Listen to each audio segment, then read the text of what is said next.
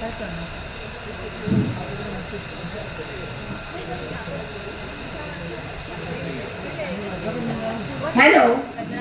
बरोबर आहे ना आवाज?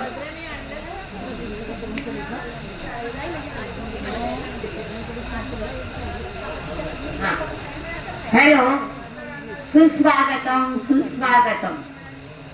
आंतरराष्ट्रीय महिला दिनाच्या निमित्ताने आपणा सर्व उपस्थितांचं हार्दिक स्वागत. खास करून इथे जमलेल्या पुरुषांचं. आणि आता आम्ही या कार्यक्रमाची सुरुवात गणेश वंदन नृत्याने करीत आहोत.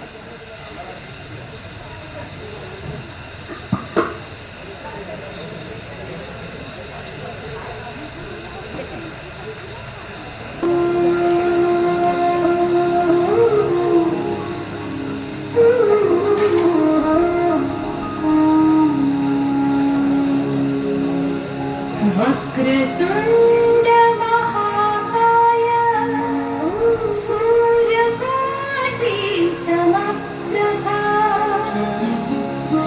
निर्विघ्नं कुरु मे देव सर्वकार्येषु सर्वदा.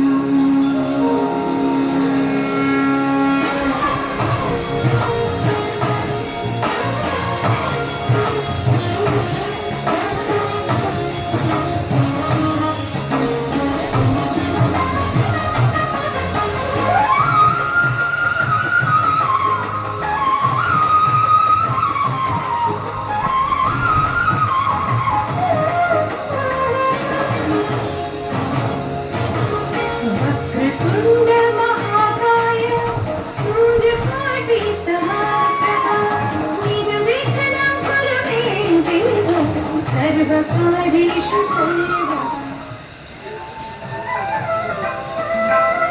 गजाननाथी गणराया आजीवन तुझ मोरया. गजाननाथी गणराया आजीवन तुझ मोरया. मंगलमूर्ती श्री गणराया आजीवन तुझ मोरया.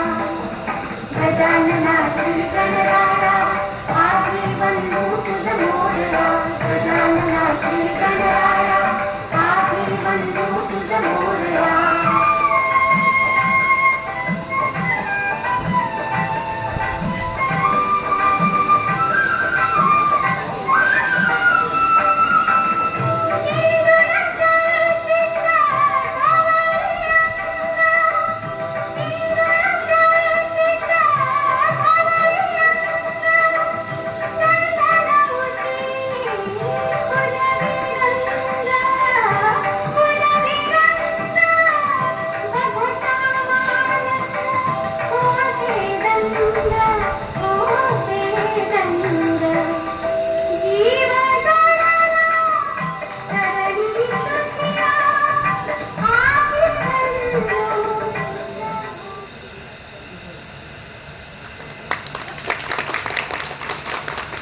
सुरुवात करण्यापूर्वी थोडीशी प्रस्तावना करते.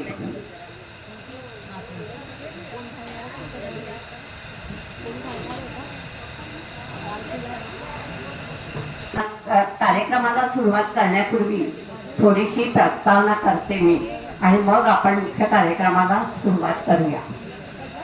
युवान नोए हरारी यांनी मानव जातीचा संक्षिप्त इतिहास लिहिणारं एक पुस्तक लिहिलं, सेपियन्स. आणि ते आता जगभरात गाजत आहे. त्याचा सगळ्या भाषात त्याचं भाषांतर झालेलं आहे. आणि त्याच्यात त्यांनी स्त्री आणि पुरुष याच्यात फक्त जैविक फरक आहे असं ठामपणे प्रतिपादन केलं आहे. आणि मग नंतर झालं काय की अश्मयुग, नंतर कास्ययुग, त्याच्यानंतर कुटुंब, समाज व्यवस्था, धर्मसत्ता, राजसत्ता, देश अशा संकल्पना विकसित होत गेल्यावर स्त्रीचं स्थान हळूहळू हळूहळू गौण होत गेलं. आणि मग नंतर अनिष्ट धार्मिक रूढींखाली स्त्रीवर अत्याचार होऊ लागले. मग तेव्हा कुठे स्त्री हळू हळू हळू बोलू लागली, स्त्रिया संघर्ष करू लागल्या, नंतर मग पुढे येऊ लागल्या हळूहळू. आणि ज्या बहिष्कृत झाल्या स्त्रिया त्या सुद्धा डगमगल्या नाही, जीवावर बेतलं तरी त्या मागे हटल्या नाही त्या स्त्रिया. नंतर मग कित्येक विचारवंतांनी स्त्री सुधारणा करता कायदे करण्यास सरकारला भाग पाडलं आणि अशा तऱ्हेने स्त्री सुधारणांना हळूहळू वेग आला. पण सांगायचं म्हणजे आजही परिस्थिती थोडीशी तशीच आहे. कारण तुम्ही ॲडव्होकेट रंजना यांचा चतुरंग मधले लेखमाला वाचली असेल तर तुम्हाला माहिती पडेल की ग्रामीण भागात आजही स्त्रिया अंधश्रद्धेच्या बळी आहेत. शेतकऱ्यांच्या विधवांची स्थिती अजूनही दारुण आहे.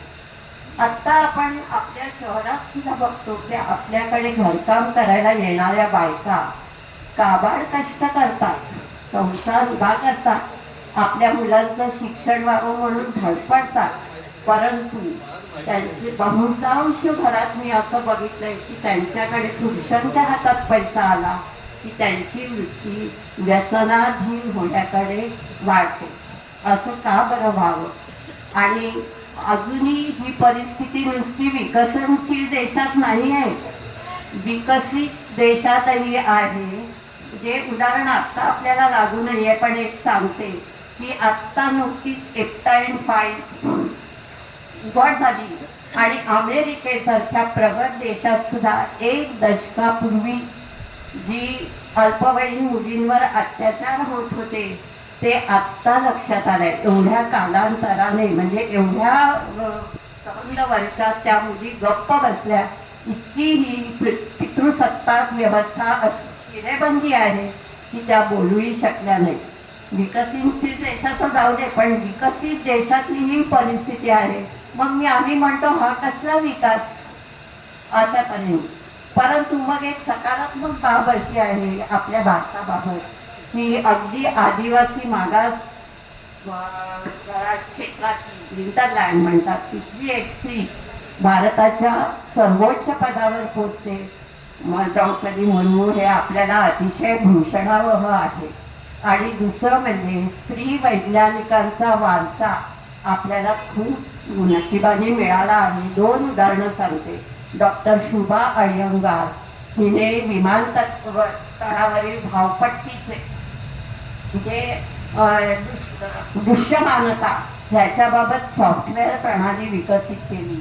आणि डॉक्टर शैला आपटे हिने एक ध्वनीचं पृथक्करण करण्याची प्रणाली विकसित केली आणि त्याच्यानुसार गुन्हेगारांच्या आवाजाचं पृथक्करण करून मागोवा घेता येतो. नंतर फॉरेन्सिक लॅबमध्ये त्याचा उपयोग होतो. आणि कौतुक असं की हे जे सगळं संशोधन आहे ते प्रयोगशाळेत बंद राहिलं नाही. त्यांनी सॉफ्टवेअर प्रणाली विकसित केल्या गेल्या गरजेप्रमाणे आणि आज अजूनही त्या प्रणाली उपयोगी पडत आहे अशा तऱ्हेने. आणि दुसऱ्या काही स्त्रियांचं मला कौतुक वाटतं की तळागाळातल्या स्त्रिया आणि उच्चपदस्थ स्त्रिया ज्यांनी सामाजिक न्यायाकरता आणि शोषणाविरुद्ध आवाज उठवला. 2-3 उदाहरणं सांगते की एक उदाहरण म्हणजे मुंबईतली मोक्याची गिरणीची जागा जेव्हा विकायचा घाट झाला तेव्हा सेंट्रल गव्हर्नमेंट आणि स्टेट गव्हर्नमेंट दोघांची ती जागा होती आणि दोघेही खुश झाले, पैसा भरपूर मिळणार. मुंबईतली परळची मोक्याची जागा बिल्डरांची लॉबीची मंत्रालयात निर्धारा चालू झाल्या तेव्हा नीला सत्यनारायण सारख्या प्रशासकीय अधिकाऱ्यांनी एकटीने मुख्यमंत्र्यांच्या दालनात प्रवेश केला आणि तिने ठणकावलं मुख्यमंत्र्यांना की हा व्यवहार तुमचा काय चाललाय, गिरणी कामगारांना तुम्ही वाऱ्यावर सोडणार. आणि तिचं हे एक वाक्य आहे की आत्ता तुम्हाला पैसा मिळेल, तुम्ही सुविधा कराल, पण वरती तुम्हाला सुखाने राहता येणार नाही हे तिने मुख्यमंत्र्यांना सुनावलं. आणि मग गिरणी कामगारांना घरे मिळण्यात तिचं योगदान आहे. आणखीन दुसरं एक उदाहरण मी सांगते की जे वेगळं आहे म्हणून सांगते की गंगूबाई काठेवाली कामाठीपुराची जिला नवऱ्याने विकलं 500 रुपयाकरता वेश्या व्यवसायाकरता. आता कामाठीपुऱ्याची जागा सुद्धा मुंबईतली मोक्याचीच एकदम, त्याच्यावर सगळ्यांचा अजूनही डोळा आहे विकण्याकरता. आणि जेव्हा सेंट अँथोनी स्कूल त्याच्यातल्या मुलींवर वाईट संस्कार होतात म्हणून एक कारण देऊन ती जमीन हडप करण्याचा जेव्हा विचार झाला तेव्हा या बाईंनी अशिक्षित बाई तिन्ही बाईंनी पंडित नेहरूंची भेट घेतली आणि त्यांना 2 मुद्दे सांगितले. तुम्हाला माहित आहे का, हे कामाठीपुऱ्यातलं ब्रॉथेल हे 1757 साली स्थापन झालंय ब्रिटिश फौजांची वासना भागवण्याकरता आणि आजही ती सामाजिक गरज आहे. आणि हे जे तुमची शाळा आहे ना ती नंतर उभारली आहे हे माहीत असून सुद्धा. आणि दुसरा मुद्दा तिने उपस्थित केला की आज तुम्ही ही वस्तू उठवली तर या वेश्या कुठे जाणार, समाज त्यांचा स्वीकार करणार का, कोण त्यांच्याशी लग्न करणार. अशा तऱ्हेने मग तिने त्या वेश्यांचं संरक्षण केलं, त्यांच्या मुलांचं संरक्षण केलं. आणि मग तिसरी एकच घटना सांगते आणि मी पुढे जाते की लक्ष्मी अगरवाल जी लव जिहादमध्ये एक बर्न ॲसिड विक्टीम झाली, पूर्णपणे कुरूप होती आणि सगळं शरीर भाजलं होतं. तिने नंतर मग हायकोर्टमध्ये पिटिशन दाखल केलं सुप्रीम कोर्टात की ॲसिड स्वस्त कसं एवढं आणि सहजासहजी मिळतं कसं, हे केमिकल आहे. साध्या 10 ml आयलायनरपेक्षाही 1 लिटर ॲसिडची किंमत एवढी स्वस्त आहे आणि सहजासहजी ते मिळत आहे. तुम्ही काहीतरी ॲसिड विक्रीवर निर्बंध घालणार आहात की नाही, आणि पीडितेला किती नुकसान भरपाई द्यायची आणि ॲक्युजला काय शिक्षा करायची, तुम्ही काहीतरी मार्गदर्शक तत्व घालणार आहात की नाही. दरवर्षी ॲसिड विक्टीम्स आज आपल्या समोर येत आहेत, वर्षाला 500 मुली. अशा तऱ्हेने तिने प्रश्न उभे केले आणि त्याच्यामुळे मग सुप्रीम कोर्टाने सर्व तऱ्हेने तिचं ऐकलं आणि नियम घातले. आणि म्हणून मी म्हणते की ज्या ज्या स्त्रिया आजही स्वयंसेवी संस्था ज्या स्त्रिया त्या ग्रामीण भागातल्या स्त्रियांना आणि इतरही ज्या स्त्रियांना आधार देत आहेत, काम करतायत, त्यांच्याकरता कृतज्ञता व्यक्त करावी म्हणून आम्हाला हा आजचा दिवस फार महत्त्वाचा वाटतो.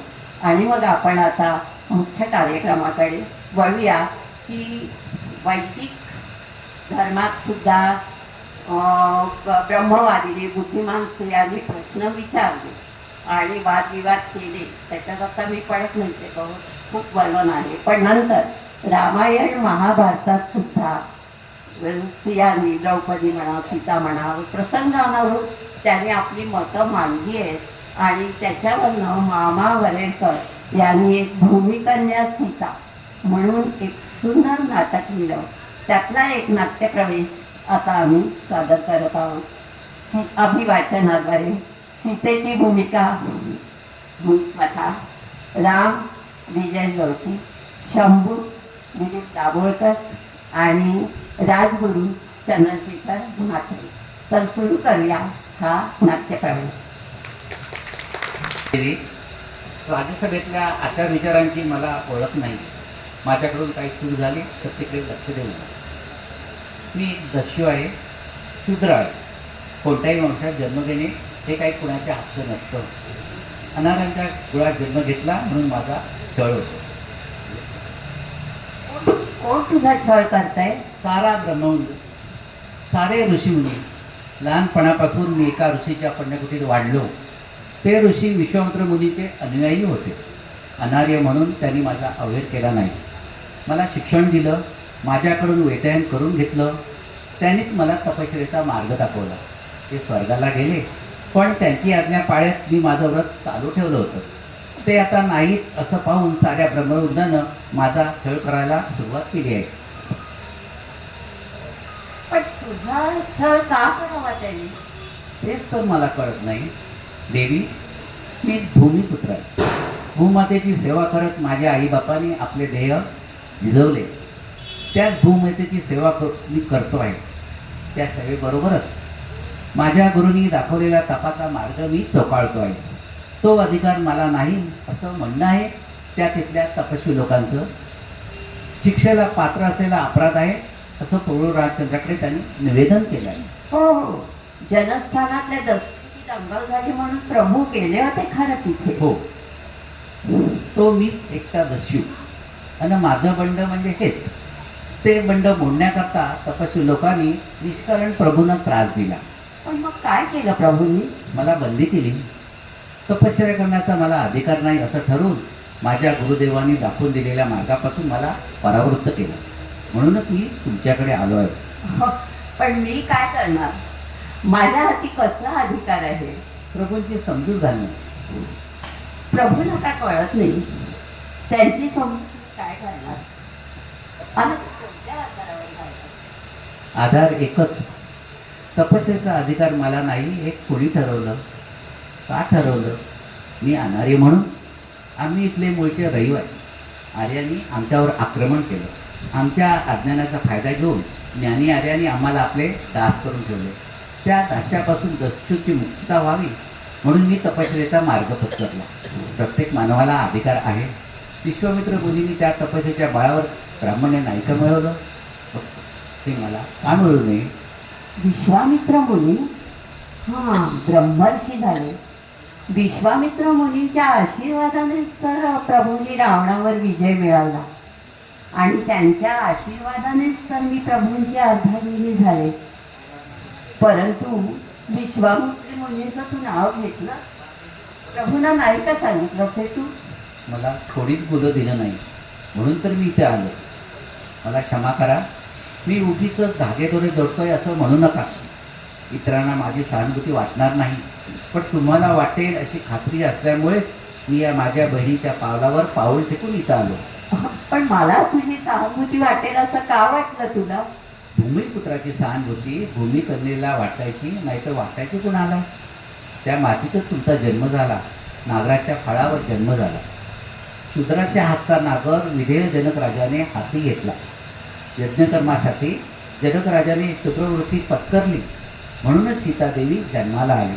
मी भूमिकन्या? हो, प्रत्यक्ष भूमातेने जन्म दिलेली त्या भूमिकन्येला भूमातेच्या सेवकाची दया यायची, नाहीतर यायची कोणाला? म्हणजे मी भूमिकन्या आणि तू भूमिपुत्र, म्हणजे भूमातेचा सेवक. या मग शंभुका भिवू नको. तुझी ही बहीण तुला कधीही अंतर देणार नाही. जा, निश्चिंत राहा. तिथे काय काय झालं? अशी अस्वस्थ काय आहेस तू? हे रामराज्य आहे. म्हणून अस्वस्थ आहे? रामराज्याची उभारणी न्यायाच्या पायावर झाली आहे ना? हो, का शंका आली तुला? सत्याच्या पायावर झाली आहे ना? होय ना? हो, सत्याच्या पायावर झाले. अशी का शंका आली तुला?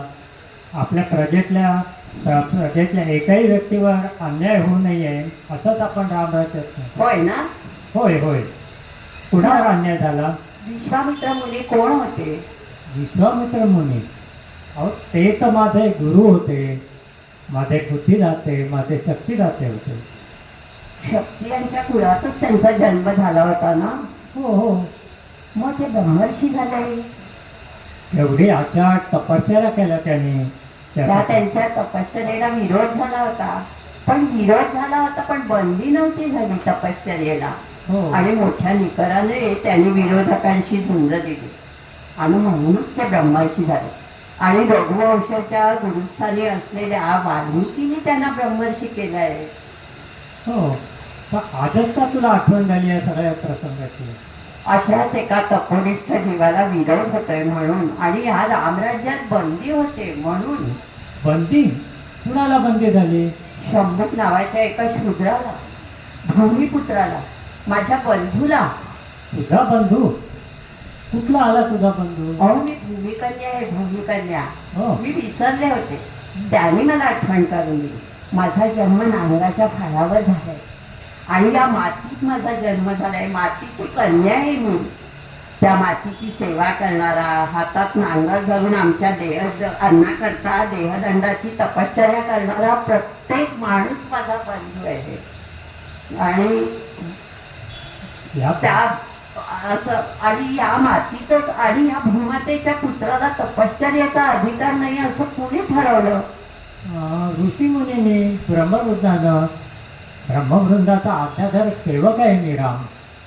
पण विश्वामित्राचाही शिष्य आहे राम, आणि भूमिकन्याचा पती आहे राम. हो, पण आजच काय हे सगळं तुझ्या मनात आलंय? ह्या सणाच्या संपर्कानं माझी बुद्धी चळली होती. त्या माझ्या बंधूनं शंभुकानं माझ्या जन्मकथेची मला आठवण करून दिली. त्याला अन्याय होता कामा नये.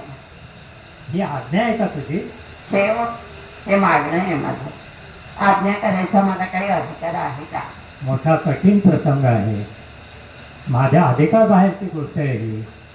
पण हे रामराज्य आहे. रामाखेरीज दुसऱ्या कोणाचा अधिकार चालतोय हो या रामराज्यात? धर्माचं पालन करणं हे राजाचं कर्तव्य आहे आणि धर्माचा अधिकार आहे ब्रह्मवृंदाचा. रामराज्यात सुद्धा ब्रह्मवृंदाच्या आज्ञेचं पालन करणं म्हणजेच रामराज्य. पण ब्रह्मबुद्धाच्या आज्ञा अन्यायाच्या असल्या तर? ब्रह्मवृंद अन्याय करणार नाही. पण मग विश्वामित्राचा छळ त्यांनी का केला? ब्रह्मवृंदानं कदाचित कसोटी पाहिली असेल त्यांनी. पण मग शंभूकाची कसोटी पावली ना त्यांना. माझा नाईलाज आहे सीतादेवी. शंभुकाचं अधर्माचरण सर्वांच्या नाशाला कारणीभूत आहे. विश्वामित्रांची त्याची तुलना करू नकोस. तो दस्यू आहे, अनार्य आहे, क्षुद्र आहे. बरोबर आहे, पण तो भूमिपुत्र आहे, माझा भाऊ आहे. आता का म्हणत नाही की मोठी कठीण आहे लोकांची आराधना करणं. तुमच्या लोकाराधनेच्या व्याख्येत कुठल्या लोकांचा समावेश होतो? अगं प्रत्येकाचा. मग शंभू का त्या बाहेर आहे का सांगा मला. कुठल्या लोकांच्या आराधनासाठी तुम्ही शंभुकाच्या तपश्चर्याला बंदी करता आहात?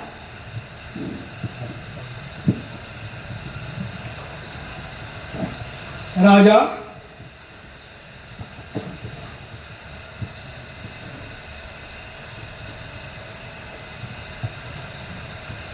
राजाराम, अंतर्गृहात येण्याचं अतिक्रमण करणं योग्य नव्हतं, तरी मी आलो.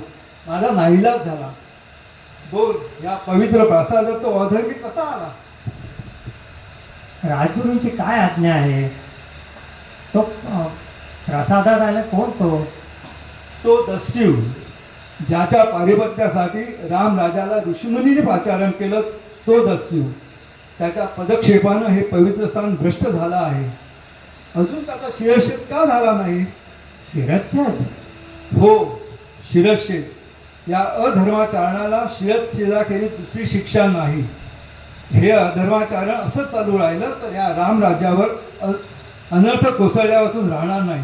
पण हे अधर्माचरण त्याने सोडून दिलं तर? झालेल्या अपराधाला शिक्षा ही झालीच पाहिजे. दया करा, दया करा. तो माझा भाऊ आहे हो. तुझा भाऊ? हो, माझा भाऊ आहे. तो भूमिपुत्र आहे आणि मी भूमिकन्या आहे. तो हलधर आहे, मी हलजन्म आहे. माझ्याकडे पाहून तरी त्याच्यावर दया करा तुम्ही. तो दस्यू आहे, अनार्य आहे. मी कोण आहे मग? तू राजकन्या आहेस. पण मी भूमिकन्याही आहे. राजकुला जसा माझा जन्म झालेला नाही तसा आर्यवंशातही नाही. मी आर्यही नाही आणि अनार्यही नाही. इतकंच नव्हे तर या भूमीतून माझा जन्म झालेला असल्यामुळे खरं तर मी अनार्यांना जवळची आहे हो. तिथे एकच सांग, शंभुकाला मुक्ती दिली तर तो ब्रह्मकर्म सोडून द्यायला तयार आहे का? नाही नाही नाही. अधर्माचरण करायचा अपराध त्याच्या हातून घडला आहे, त्याला शिक्षा झालीच पाहिजे.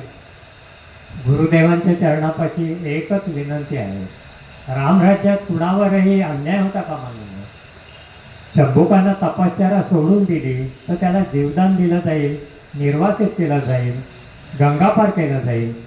गुरुदेवाने तेवढी विनंती मान्य करावी. आणि गंगापार होऊन त्याने तपश्चर्या सुरू केली तर? तर मग शिरच्छेद केला जाईल त्याचा. ठीक आहे. त्या दस्यूच्या स्पर्शाने भ्रष्ट झालेला हा प्रासाद शुद्धीकृत करण्याची आज्ञा मी देत आहे. राम राजा, तुझं कल्याण हो. झालं तुझं समाधान? नाही. शंभूक जगला पण न्यायाचाच वेळ झाला.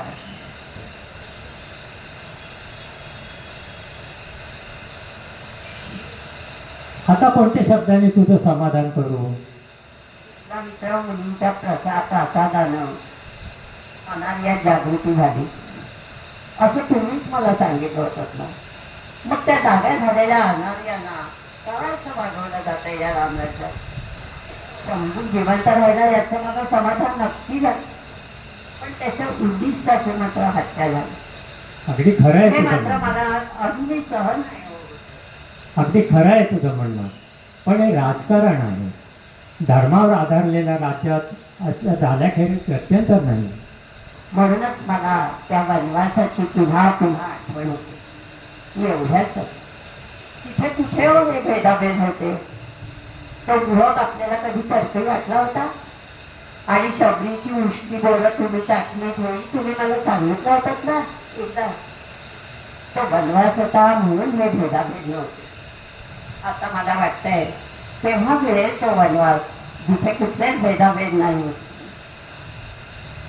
काय भलतेच विचार पुन्हा पुन्हा तुझ्या मनात येत आहेत? माहित नाही का तुम्हाला? हे डोहाळे आहेत माझं. या भूमिकन्येच्या उदरातला तो गर्भ तपोवनातल्या भूमीच्या शय्येवरच जन्माला यायला हवा. अयोध्येच्या राजलक्ष्मीचे हे काय विलक्षण डोहाळे. होईल हो, होईल, तसंच होईल. तुझे डोहाळे मी अवश्य पुरवेन. मग तसं वचन द्या बरं मला. एकवचनी रामाचं हे भूमिकन्येला वचन आहे. धन्यवाद.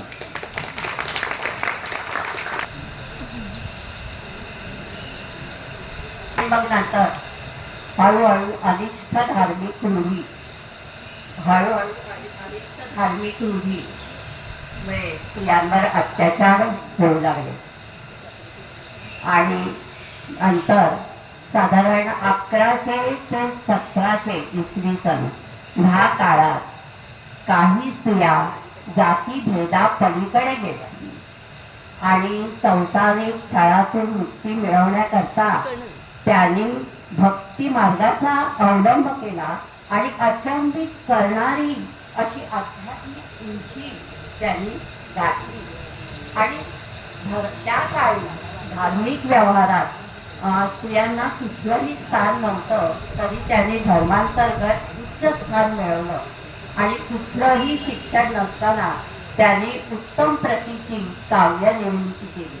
आणि अशा संत स्त्रियांवर सुषमा देशपांडे यांनी एक सुंदर संगीतिक नाटक दिलं, बया दारुगड. आणि त्याची आम्ही एक झलक आता आपल्यासमोर सादर करीत आहोत.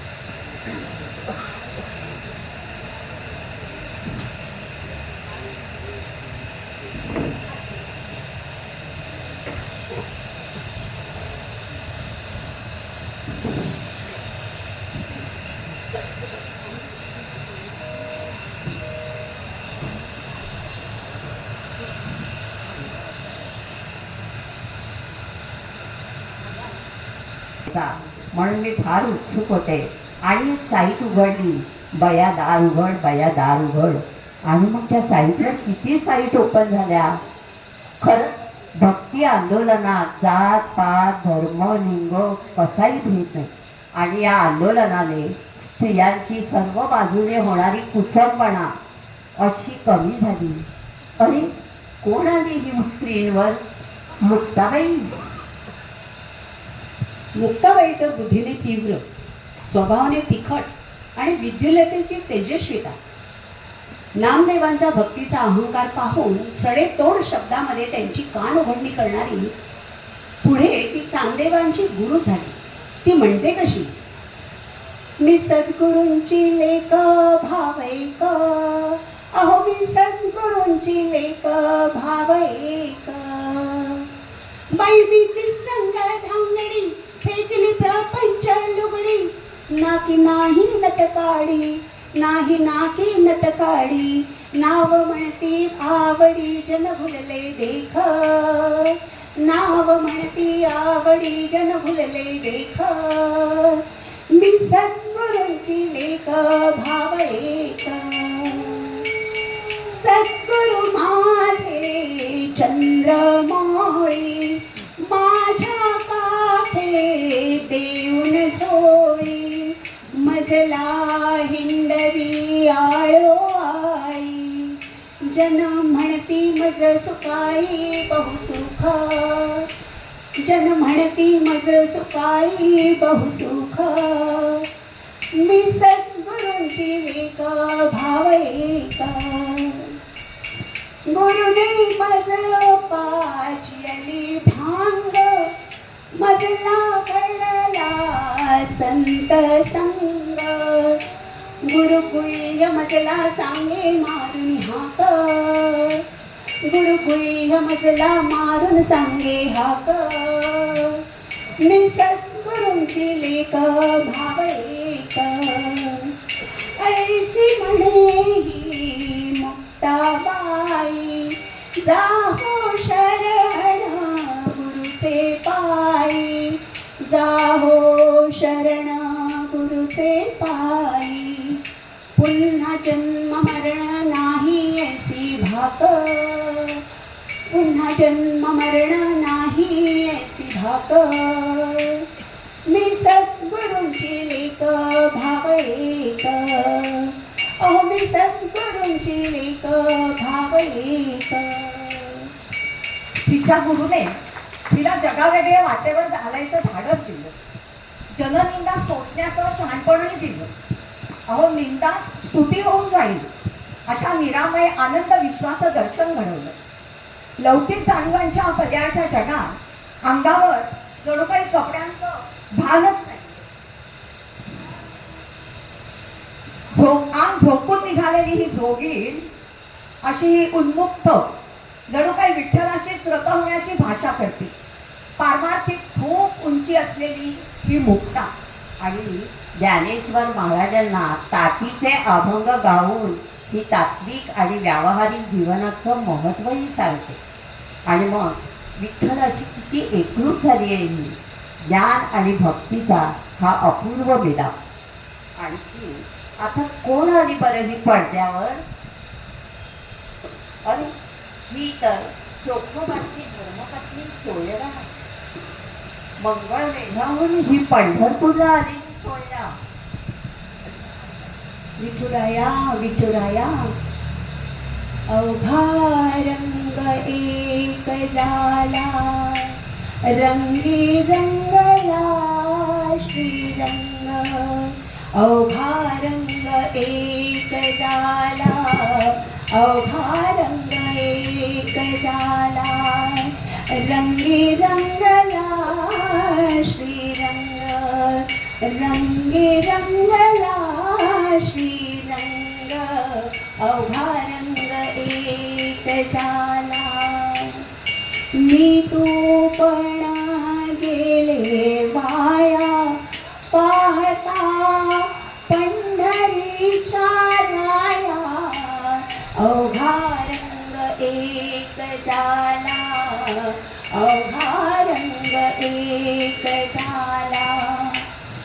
पाहते पहाडी गेले दूरी, म्हणे सोफियाची महारी, अवघा रंग एक झाला, अवघा रंग एक झाला, रंगी रंगला श्रीरंग, रंगी रंगला श्रीरंग, अवघा रंग एक झाला, अवघा रंग एक झाला.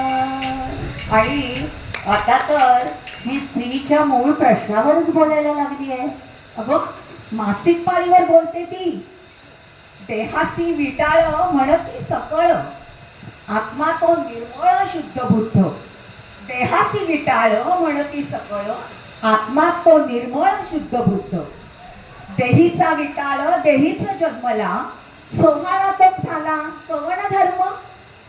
विटाळा वाचून उत्पत्तीचे स्थान, कोण देह निर्माण नाही जगी. म्हणून पांडुरंगा वनी तसे थोरी विटाळ देहात तरी बसत असे. देहाचा विटाळ देहीच निर्धारित म्हणत असे महारी चोखयाची. स्त्रियेचा विटाळ नसेल तर मूळ निर्माण कसं होईल बाप्पा? जग कसं चालेल?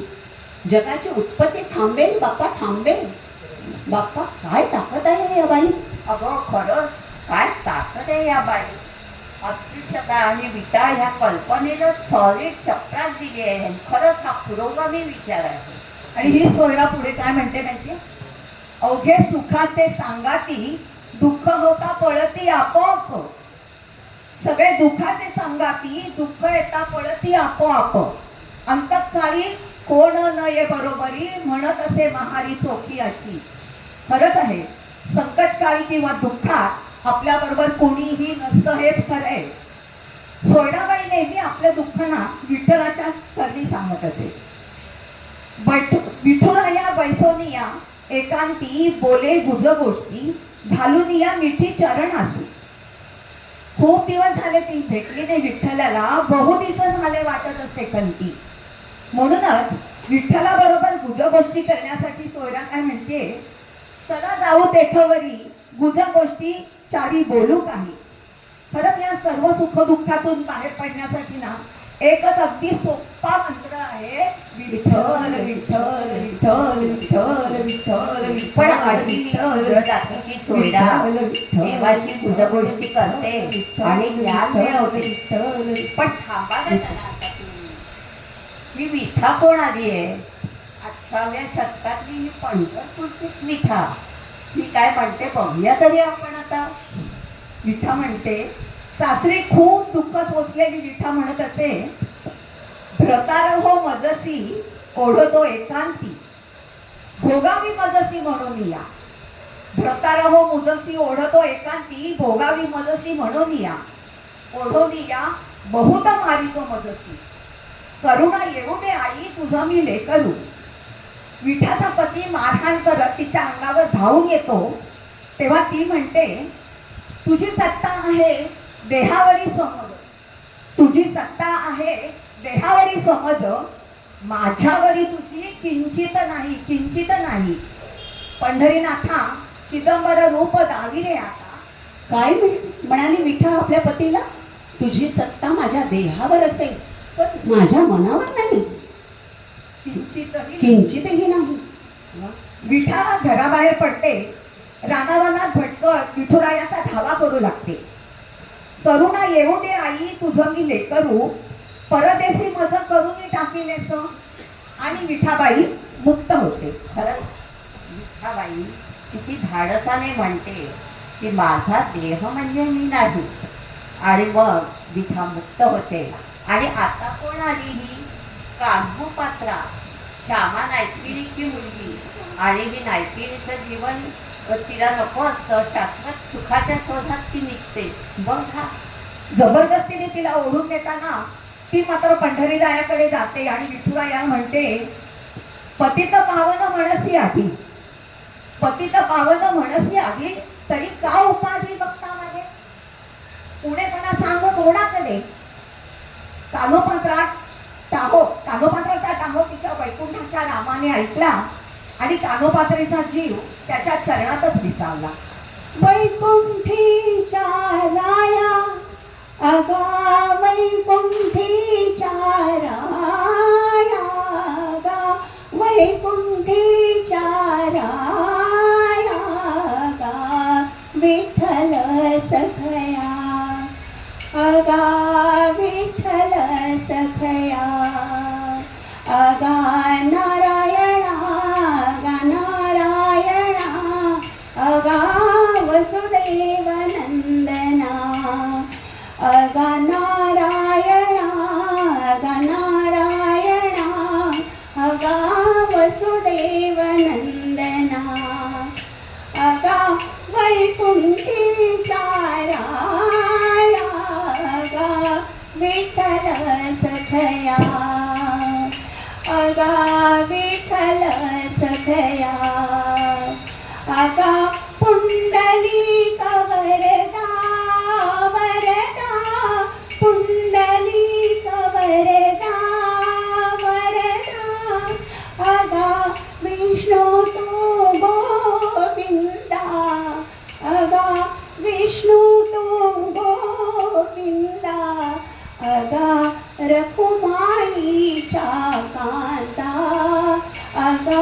रखुमाईच्या कांता कान्होपात्रा राखी आता कान्होपात्रा राखी आता वैकुंठीच्या राया अगा वैकुंठीच्या राया अगा विठ्ठल सखया अगा विठ्ठल सखया अगा विठ्ठल सखया. वेश्या म्हणून जगणं नाकारलं आणि तिने विठ्ठलापाशी देह ठेवला. आणि आता ही साईटवर अवतरली आहे जना, आईबाप गेल्यावर अनाथ झालेली आणि दामाशेकडे दाखल झाली. जना म्हणते,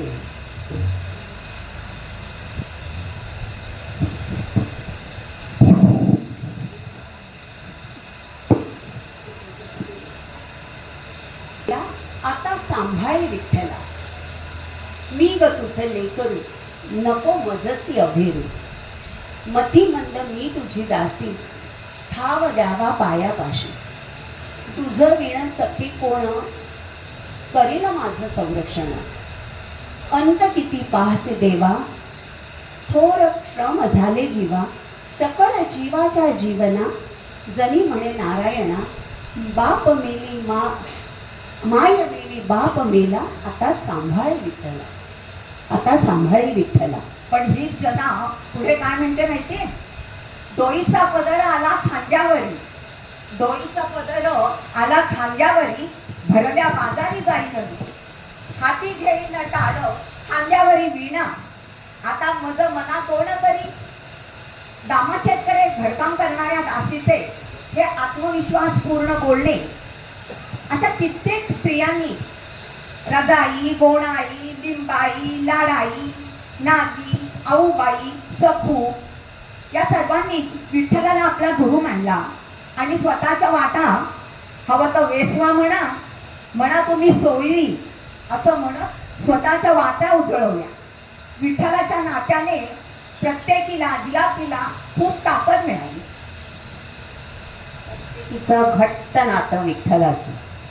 ताल वेगळे असतील, सूर वेगळे असतील, परंतु मुक्तीची वाट मात्र एकच. आणि ये ग विठा पायी माझे पंढरीचे आई. ये ग विठा बाई, ये ग विठा बाई. माझे पंढरीचे आई ग, माझे पंढरीचे आई. ये ग विठा बाई, ये ग विठा बाई. भीमाई चंद्रभागा, भीमाई चंद्रभागा. तुझे चरणीच्या गंगा, तुझे चरणीच्या गंगा, तुझे चरणीच्या गंगा. तुझे चरणीच्या गंगा. ये ग विठाबाई, ये ग विठाबाई. इतुक्या सहित बाया रे, इतुक्या सहित बाया रे. माझे रंगणी नाचावे, माझे रंगणी नाचावे. माझा रंग तुझी गुणी, माझा रंग तुझी गुणी. म्हणे नामयाची जनी, म्हणे नामयाची जनी ये ग विठाबाई, ये ग विठाबाई, ये ग विठाबाई, माझे पंढरीचे आई, ये ग विठाबाई, विठाबाई, विठाबाई. धन्यवाद. घरामध्ये तर स्त्रिया घराबाहेर पडल्या आणि मग वंदे मातरम सारखं त्यांना ज्या शस्त्र हातात घेऊ शकल्या नाहीत, अगदी तळागाळातल्या सामान्य घरातल्या स्त्रिया वंदे मातरम सारखं शस्त्र त्यांच्या हातात आलं आणि मग त्या अतिशय आत्मविश्वासाने आणि धडाडीने रस्त्यातून ब्रिटिशांच्या पोलिसांना सामोऱ्या गेल्या. ते दृश्य आपण जर पूर्वीच्या काळातलं बघितलं तर अजूनही आपल्याला ते अगदी स्मरणीय वाटतं. कितीतरी ज्ञात आणि अज्ञात स्त्रिया स्वातंत्र्य लढ्यामध्ये त्यांनी योगदान दिलं आहे, आपल्याला माहिती नाही आहे त्या स्त्रिया. अशी ते खासदारच्या म्हणून एक होती, तिने तर 50,000 स्त्रियांना गोळा करून आंदोलन केलं. सर्वसामान्य घरातली बाई ती जेव्हा शहीद झाले क्रांतिकारक तेव्हा ती पेटून होती. अशी कितीतरी उदाहरणं आहेत जी आपल्याला माहिती नाही. तर ज्ञात आणि अज्ञात त्यांना वंदन करून आता आम्ही एक हे नृत्य सादर करत आहोत. सुधीर फडकेचे स्वर आहेत आणि दिग्दर्शक. तर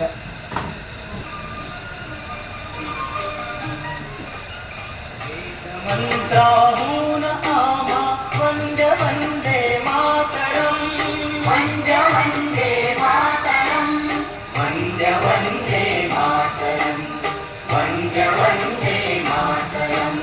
वेद मंत्राहून आमा वंदे वंदे मातरम, वंदे वंदे मातरम, वंदे वंदे मातरम, वंदे वंदे मातरम.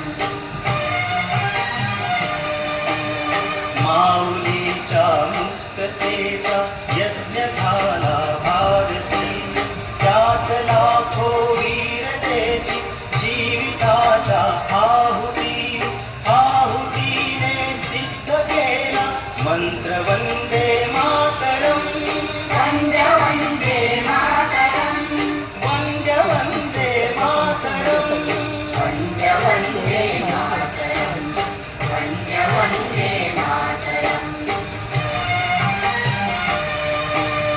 याच मंत्राने मृतांचे राष्ट्र सारे जागले, शस्त्रधारी निष्ठुराशी शांतिवादी झुंजले, शस्त्रहीना एक नावे शस्त्र वंदे मातरम, वंदे वंदे मातरम, वंदे वंदे मातरम, वंदे वंदे मातरम, वंदे वंदे मातरम. निर्मिला हा मंत्र ज्ञानी आचरीला झुंझुनी, ते हुतात्मे देव सारे स्वर्गलोकी जाऊनी, कातळांच्या आरतीचे गीत वंदे मातरम, गीत वंदे मातरम, गीत वंदे मातरम, वंदे वंदे मातरम, वंदे वंदे मातरम.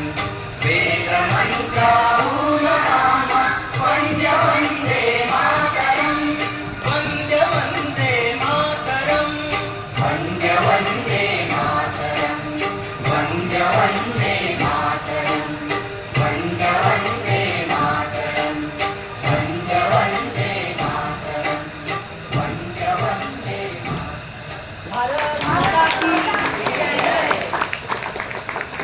त्या या प्रतिमा मराठी नाटकातून सुद्धा आपल्याला परिचित होऊ लागल्या. त्याचं प्रतिबिंब मराठी नाटकातून सुद्धा पडू लागलं. वादळ माणसाळत आहे हे वसंत कानेटकरांनी बाबा आमटेंच्या आयुष्यावर एक काल्पनिक नाटक लिहिलं आणि मग त्याच्यातली सून जानकी मी धना या महारोग्याचं लग्न करण्याकरता आग्रह करते आणि असं ते तिचं मत आहे ते मग सगळे मान्य करतात. तर तो आम्ही एका छोट्याशा संवादाचा एकपात्री प्रयोग बनवलाय, तो आता आपल्या समोर सादर करतायत स्वप्नाली केळशी.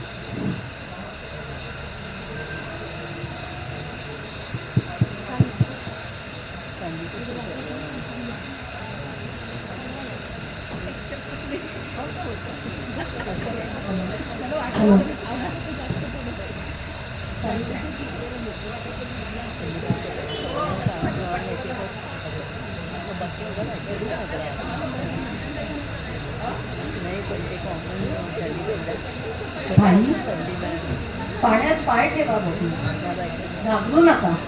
पाणी आढळणाचं नाही, अगदी हात लावून बघत आहात. हे बघा, मी म्हणता तसं नवऱ्याच्या पायावर चक्र पडलंय म्हणून त्याला घरात दाबून ठेवायला मी काही आढळणाचं पाणी ठेवणार नाहीये. पुष्कळ मार्ग आहेत माझ्यापैकी. हा असला अघोरी प्रकार तुम्हाला सुचेल. आठवतंय का? रात्रीच्या अंधारात उभी पिकं कापून न्यायला आलेल्या गुंडांच्या अंगावर उकळतं पाणी तुम्ही टाकलं होतं. त्रेधायुगातली गोष्ट सांगत नाहीये भाई मी. अगं, आजची गोष्ट कोणती विचारताय ना? सांगते, थांबा. होय, मी धनाला लग्नाची परवानगी दिली आहे आणि त्याला सांगितलंय. होय, मी धनाला लग्नाची परवानगी दिली आहे आणि त्याला सांगितलंय जबाबदारी मी घेते, परंतु निर्णय आमच्या सगळ्यांचा असेल. तुम्ही सगळे याबद्दल खूप विचार करत होता, पण मला वाटतं इतकं विचारात पडण्यासारखं त्यात गंभीर असं काहीच नाही आहे भाई. माझी खात्री पटली आणि मी निर्णय घेऊन टाकला. तुम्हाला दोघांना क्षणाची फुरसत नव्हती, एवढे तुम्ही तुमच्या कामात व्यस्त होता. आई, तुम्ही विचारताय, साहजिकच आहे. बहे, हा अधिकार तुला कोणी दिला? तेव्हा सांगू का? तुमची सून होण्याआधी मी तुमच्या हाताखाली काम करणारी रुग्णालयाची एक सिस्टर होते. इमर्जन्सीमध्ये निर्णय कसे घ्यायचे असतात ते तर तुम्हीच तर मला शिकवलं. भाई, अहो, ही इमर्जन्सी होती का? हे काही विचारणं झालं. म्हणजे धना थोडे दिवस थांबला असता तर काय झालं असतं?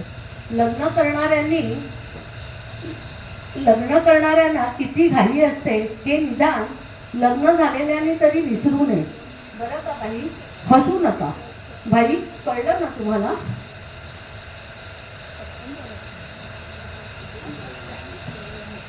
तरी देखील कुष्ठरोग्यांनी लग्न करायला तुमचा किती तीव्र विरोध होता ते मला ठाऊक होतं. तुम्ही एकदा हट्टाला पेटला म्हणजे आपलं तेच करून दाखवाल मला माहीत आहे. सगळ्या शहाणपणाचा युक्तिवाद पालत्या घड्यावरच्या पाण्याप्रमाणे ठरेल हे मला माहीत होतं, म्हणून मी निर्णय घेतला आणि सांगून टाकला. आई, माझं चुकलं का गं? भाई, मी कशी बोलते बघता म्हणून आईला काय मग सांगता? तुम्ही सुद्धा हुकुमशाह आहात बरं का?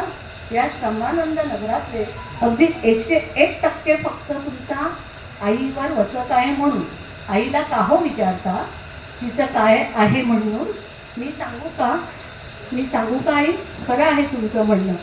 आज धनाला लग्न करायची परवानगी दिली की उद्या त्याचं उदाहरण पाहू इतर कुष्ठरोगी स्त्री पुरुषांना लग्न करायची इच्छा होईल. मग आपण त्यांना कसं अडवणार? पण आई, सांगू का, अडवायचं कोणी मुळी कारणच नाही.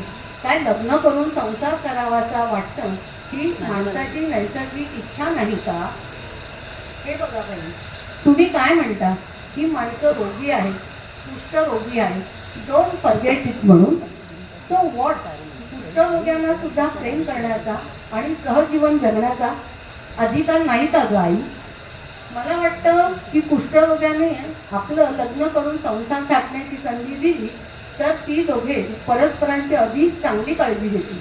दुःखात तर सहभागी होतीलच, परंतु त्यापेक्षा एका नव्या चैतन्याचे कोवळे किरण मिळून ती तृप्त आनंदी होती.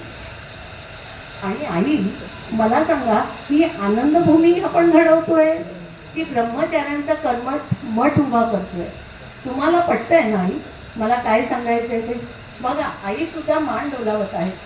अहो, आईकडे पाहू नका. मी तुम्हाला प्रश्न केला आहे तुम्ही काय म्हणता की पटवून घेतलं तर उत्तर अगदी सरळ साधं सोपं. लग्न करायला कुष्ठरोग्यांना तुम्ही परवानगी दिली की मुलं होऊ देण्याचा त्यांचा हक्क तुम्हाला मानावं लागेल असंच मी म्हणेन ना. होय, ही सहजात प्रेरणा आहे आणि आईचा तो हक्क आहे. कुष्ठरोग्यांना मुलं होईल का हे मुळी विचारण्याचाच अर्थ नाही. कारण मग मी म्हणेन की कुष्ठरोग अनुवंशिक नाही. जन्मल्यापासून मुलांना वेगळं वाढवलं तर त्यांना धोका पोचत नाही, पण मुलांना वेगळं असं वाढवायची व्यवस्था आपल्याकडे आहे कुठे असं मी विचारल्या म्हणेन की हो असं मी म्हणेन. तुम्हाला असं वाटतं का? पण खरं सांगू भाई, मी काही तसं म्हणणार नाही. जोपर्यंत बऱ्या झालेल्या कुष्ठरोग्यांना समाजात पूर्वीचं स्थान मिळत नाही तोपर्यंत त्यांना मुलं होता कामा नये. आपल्या नगरातल्या बहुसंख्य रोगांनी हे मान्य केलं आहे भाई. म्हणूनच जे रुग्ण मुलं होऊ न देण्याची शस्त्रक्रिया करून घ्यायला तयार असतील त्यांना लग्न करायची परवानगी द्यायला हवी असाच मी विचार केला आहे. अहो असं का म्हणता हो? हे काही खरं नाही, याच्यात काही तथ्य नाही. बघा, तुम्हाला तथ्य वाटत नसेल तर तुम्हाला आणि मला दुसरा एक पथ्य पाळावं लागेल. रुग्णांना जर विवाहाची परवानगी दिली नसेल तर त्यांच्यासमोर डोळ्यासमोर तुम्हाला आणि मलाही वैवाहिक जीवन जगता येणार नाही. तयारी आहे? चला भाई तुमची.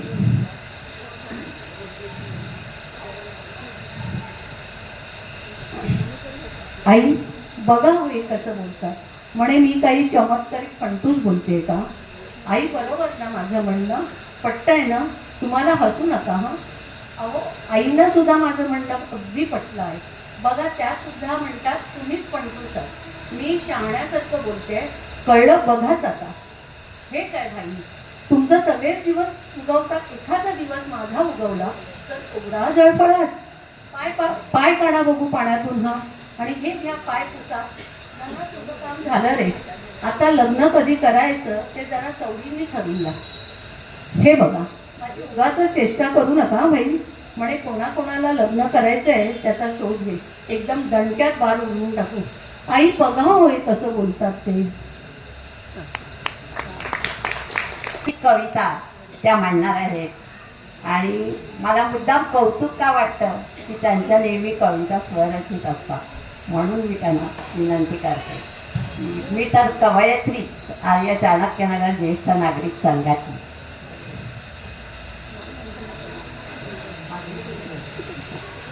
माझ्या कवितेचं नाव आहे स्त्री शक्ती. कहाणी आदिशक्तीची अष्टभुजेची दैत्यांच्या नाशाची. कहाणी शिवबांच्या जिजाऊची स्वराज्याची मशाल पेटविण्याची. कहाणी झाशीच्या राणीची अहिल्याबाई होळकरांची वीरांगणांच्या पराक्रमाची. कहाणी आमच्या श्यामच्या आईची ममतेची आणि शिस्तीच्या धड्यांची. कहाणी ज्योतिबांच्या सावित्रीची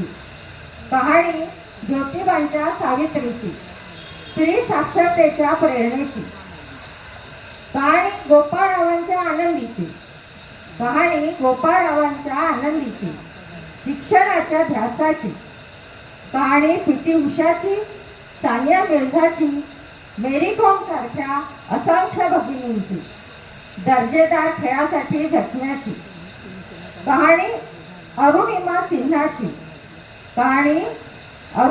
सिन्हाची अपंगत्वावर मात करून एव्हरेस्टची उंची गाठण्याच्या जिद्दीची. कहाणी राही सरनोबतची अचूक वेळ घेण्याची. कहाणी निर्जा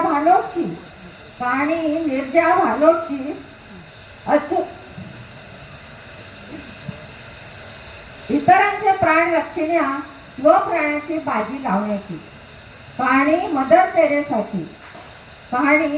तेरेसाची अलौकिक करुणेची. कहाणी सिंधुताई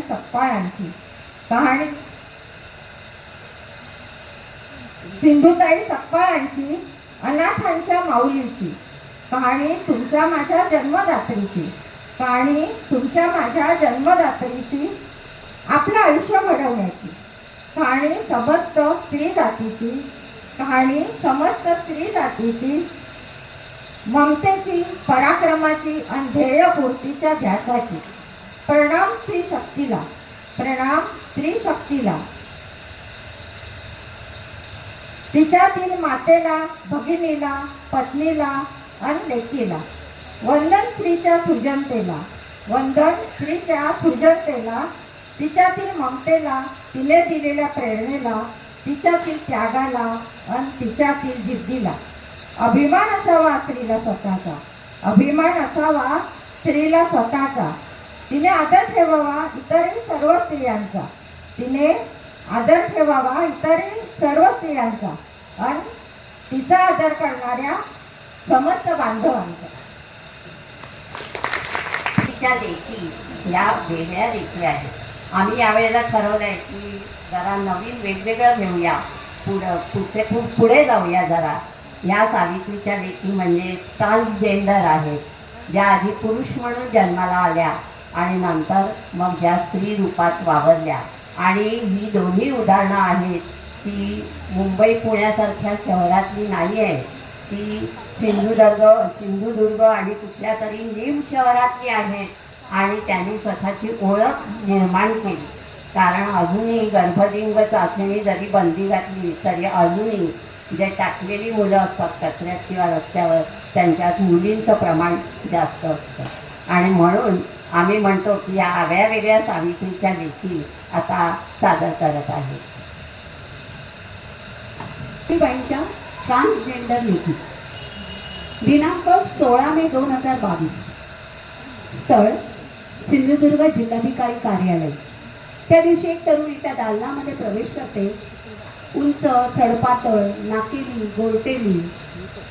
ती जिल्हाधिकाऱ्यांना म्हणते, मी कालपर्यंत प्रवीण होते, मी पुरुष शिक्षक होते, आता मला स्त्री वेशात राहायचे, स्त्री म्हणून जगायचे. क्षणभर शांतता पसरते. जिल्हाधिकारी के मंजुलक्ष्मी अवाकच होतात. कारण कालपर्यंत पुरुष शिक्षक म्हणून ओळख असलेल्या व्यक्तीला आज स्वतःची ओळख बदलायची आहे आणि त्यासाठी प्रशासकीय मान्यता हवी आहे. मग असलेली चौकशी होते. एकच प्रश्न विचारला जातो, तू तुझ्या निर्णयाशी ठाम आहेस? आत्मविश्वासानं उत्तर येतं हो. आणि तिथे मग महत्त्वाचा निर्णय होतो. एक स्त्री अधिकारी दुसऱ्या स्त्रीच्या पाठीशी अगदी खंबीरपणे उभी राहते. त्यानंतर जिल्हाधिकारी के मंजुलक्ष्मी आपल्या हाताखालच्या कर्मचाऱ्यांना आणि अधिकाऱ्यांना योग्य त्या सूचना देतात आणि प्रवीण रिया आळवेकर होते. पण रियाचा संघर्ष इथे संपलाय का? नाही, तो इथून सुरू झालाय. कारण कालपर्यंत पुरुष शिक्षक म्हणून असलेला प्रवीण जर साडी नेसून शाळेत गेला तर विद्यार्थी काय म्हणतील, ग्रामस्थ काय म्हणतील, या प्रश्नाची जाणीव प्रशासनाला होती. म्हणून 3 महिने रियाला जिल्हा परिषद कार्यालयामध्ये काम देण्यात आलं. हा निर्णय सोयीचा नव्हता, तर तो तिच्या सन्मानाचा होता. रिया मेरिटमध्ये CET मध्ये उत्तीर्ण झालेली होती, त्यामुळे ती संगणक हाताळण्यामध्ये अगदी कुशल होती. त्यामुळे तिला त्या जिल्हा प्रशासनाच्या कार्यालयामध्ये काम देण्यात आलं होतं. पण तिचा जीव होता मुलांना शिकवण्यात. सुरक्षिततेचा विचार करून ओरस बुद्रुक येथील जिल्हा परिषदेच्या शाळेमध्ये तिची नियुक्ती करण्यात आली. रिया साडी नेसून ताठ मानेने आत्मविश्वासाने शाळेमध्ये हजर झाली. ती ट्रान्स वुमन आहे हे तिच्या वागण्यात बोलण्यात जाणवत नव्हतं. ती एक चांगली शिक्षिका होती. शाळेतील स्त्री पुरुष शिक्षकांनी तिला अगदी सहज स्वीकारलं होतं आणि मुलं तर या आमच्या मॅडम असं अभिमानाने सांगत होते. 3 वर्षांनी रियाची बदली झाली दुसऱ्या शाळेमध्ये. पण या शाळेमध्ये ज्या 3 वर्ष होती त्यामध्ये तिने त्या शाळेचा लौकिक वाढवला होता. पण हा प्रवास सोपा नव्हता, आडवळण्याचा होता. टक्के टोणप्यांनी भरलेला होता. या सगळ्या मागे होता एक खोल संघर्ष. रिया शाळेमध्ये शिकत असताना तिला जाणवलं आपण इतरांपेक्षा वेगळे आहोत. मुलगा असून मुलींमध्ये मिसळतोय, मुलींसारखा विचार करतोय, मनासारखं जगता येत नाहीये, कुटुंबामध्ये सुख नाही, आपलेच लोक आपल्यापासून दूर दूर जात आहेत. मग ती सगळ्यांपासून दूरच राहू लागली. घरच्यांनी मग मानसोपचार सुरू केले, पण ते तिच्यासाठी व्यर्थच होते. तिला डिप्रेशन आलं. विषाच्या बाटलीपर्यंत प्रवास झाला. कारण एकच, चुकीच्या शरीरामध्ये जन्म. मग तिने स्वतःला सावरत अभ्यास केला, BEdची परीक्षा दिली, शिक्षक म्हणून नोकरी मिळवली. ती म्हणते शाळेत मी पुरुष शिक्षक होते, पण माझं बोलणं, चालणं, वागणं सगळं स्त्रीसारखं होतं. पण माझं काम चांगलं असल्याने मला कोणी त्रास दिला नाही. तरी खूप अवघडल्यासारखं वाटत होतं. मग मी इंटरनेटच्या माध्यमातून शोध घेतला आणि हार्मोन्सची ट्रीटमेंट सुरू केली. लिंग बदलाचे उपचार सुरू केले. ट्रीटमेंट घेऊन केस वाढवले. स्त्रियांसाठी बनण्यासाठी, नाजूकपणा येण्यासाठी, स्त्रियांसारखा आवाज येण्यासाठी, केस वाढवण्यासाठी मी हार्मोन्स दिले जातात. तसं मी जेंडर चेंज करण्याची आणि ब्रेस्ट सर्जरी ही सुद्धा ट्रीटमेंट घेतली. ट्रान्सजेंडर लोक हे एकटे थांबत नाही. त्यांच्याकडे गुरु परंपरा आहे आणि मग ते त्या गुरूंच्या बरोबर राहतात. तिच्या गुरु मयुरी आळवेकर तिच्या पाठीशी अगदी खंबीरपणे उभ्या राहिल्या आणि ती गुरूंच्या घरी राहू लागली. रिया पुढे म्हणते, आमचा 3 वेळा जन्म होतो. पहिला आईच्या पोटी, दुसरा आपण कोण आहोत हे कुटुंबाला सांगण्यासाठी, सत्य सांगावं लागतं कुटुंबाला मी कोण आहे, आणि तिसरा आमच्या नसा कापल्या जातात तेव्हा. या गोष्टी ना भयंकर असतात. आपल्या पायामध्ये मोडलेला काटा किंवा दातामध्ये अडकलेला अन्नकण आपली झोप उडवतो.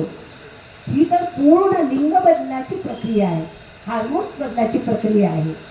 ही फक्त शारीरिक लढाई नाही, तर मन, बुद्धी, भावना यांची उलथापालथ होते.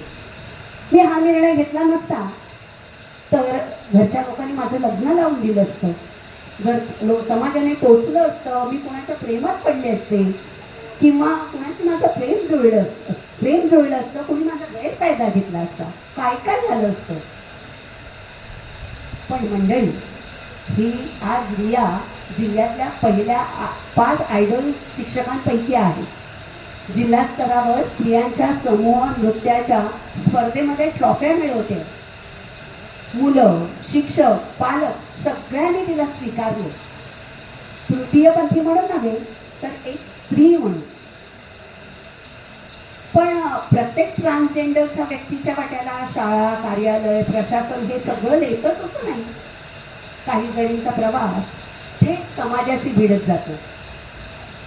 आणि मग इथे सुरू होते दिशा पिंकी शेखची कथा. दिशा म्हणते, शिवाजी विद्यापीठाच्या वतीनं ऋत्विक काळसेकर हा मला पुरस्कार जाहीर झाला. 10वी शिकलेल्या पोरीला, आणि तोही इतक्या दिग्गज साहित्यिकाच्या नावाचा पुरस्कार, हे माझ्यासाठी अप्रूप होतं. मग मला प्रज्ञा पवार, गणेश चंद्रन शिवे यासारख्या दिग्गजांच्या लेखकांकडून आणि महाराष्ट्राच्या कानाकोपऱ्यातून शुभेच्छांचे फोन आले. आषाढाच्या सरी झडतात ना, तशा शुभेच्छांच्या झडी माझ्यावर झडू लागल्या. माझा कुरूप नावाचा कविता संग्रह, जो मी फेसबुकवर कविता लिहिल्या होत्या, त्यातून तो तयार झालेला आहे. त्याचं नाव जरी कुरूप असलं तरी त्याचा दृष्टिकोन एकदम सकारात्मक आहे. माझ्या कवितेमध्ये चंद्र तारे नाहीत. आम्ही सामाजिक वाचा हरवलेली माणसं, जे चटके बसले, सुचले, त्याची ठसठस या कवितांतून उतरलेली आहे. त्यातलीच एक कविता मी तुम्हाला सादर करते आहे. मी एक पूर्ण माणूस सशक्त जाणी, मी एक पूर्ण माणूस सशक्त जाणी, मी नकारांना प्रश्न विचारते आणि होकारांना सामावून घेते. मी नकारांना प्रश्न विचारते आणि होकारांना सामावून घेते. व्यवस्थेचे संदर्भ लावते मी प्रेम करते, चिडते, भावुक होते, उभ्या उभा कोसळते आणि पुन्हा उभी राहते. मी एक संपूर्ण परिपूर्ण मानव, ती एक सक्षम जाणीव. कुणी तो ती तृतीयपंथी तर कोणी बहुलिंगी अशी सगळी विरुद्ध लावत असताना ती पुन्हा पुन्हा सिद्ध करते ती एक पूर्ण मानव, एक सशक्त जाणीव, ती एक सक्षम मानव, ती एक सक्षम मानव. ती पुढे म्हणाली, पौगंडावर असताना समाजाने आम्हाला काहीच माहिती दिली नाही. दिली ती एक फक्त चौकट, स्त्री पुरुषांची चौकट. ती आम्ही मोडली आणि त्याची किंमत आम्हाला मोजावी लागली. पालकांचा छळ, शाळेमध्ये चिडवणूक, यामुळे शिक्षण अर्धवट राहिलं. त्याचा परिणाम करिअरवर झाला आणि मग अज्ञानाकडून अंधाराकडे प्रवास सुरू झाला. फक्त एकलकोंडेपणा. 16व्या वर्षी मग मी स्वतःला सावरलं. 20व्या वर्षी कम्युनिटी जॉईन केली. मी माझ्या वडिलांचं नाव लावत नाही, मी माझ्या गुरुचं नाव लावते. माझं नाव दिशा पिंकी शेख. आम्ही सर्व भगिनी, गुरु भगिनी, गुरूंबरोबरच एका घरामध्ये राहतो. तिथे आम्हाला सुरक्षितता मिळते, पण शिक्षण नसल्यामुळे नोकरी नाही. आणि नोकरी जरी छोटी मोठी नोकरी मिळाली तरी नोकरीच्या इकडची माणसं आम्हाला स्वीकारत नाही. मग हाताला टाळी आणि पोटाला 2 घास, यापेक्षा समाजाने आम्हाला काहीच दिलं नाही. आम्हाला सामाजिक पत नाही आणि ती मिळवण्यासाठी आता आम्ही लढत आहोत. मंडळी, प्रिया आळवेकर आणि दिशा पिंकी शेख यातील एकीला शाळा मिळाली, दुसरीला रस्ता, एकीला प्रशासनाची साथ तर दुसरीला समाजाची थेट झुंज. पण प्रश्न एकच आहे, दोष त्यांच्या जन्मात आहे का की आपल्या नजरेत? माणूस म्हणून आपण किती माणूस आहोत? तिरस्कार आणि सहानुभूती यांच्या दोघांच्या पलीकडे जाऊन त्यांच्याकडे माणूस म्हणून पाहण्याची वेळ आता आलेली आहे. आता एकच लक्षात ठेवायचं, माणसाने माणसाशी माणसासम वागणे हीच खरी समानता आहे. नमस्कार. आणि त्यांनी समाजात खळबळ माजवली की स्त्री बाहेर उंबरठ्याच्या पडली की नवऱ्याच्या इच्छा अपेक्षा पूर्ण करणं आणि एकीकडे आपलं करिअर, आपल्या कामाला न्याय देणं, ह्याच्यात तिची कुतरओढ सुरू झाली. आणि तो प्रश्न आजही मुलींच्या समोर फार मोठा प्रश्न आहे. मुलीला म्हणायचं शिका पण घरकाम करा, नोकऱ्या करू नका. नोकऱ्या करायला लागल्या की म्हणायचं नाही करिअर करू नका, म्हणजे घर सांभाळून काय जे काय करायचं ते करा. मग मुली विचारतात आम्ही शिकायचं कशाला, आम्ही नोकऱ्या कशा काय, असा हा जो तिघा आहे.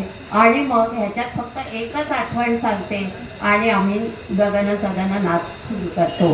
ही एक वैशिष्ट्यपूर्ण आठवण आहे की अटल बिहारी वाजपेयी हे यांनी सांगितलं जब्बारला की मला मराठी सिनेमा उंबरठा बघायचा आहे.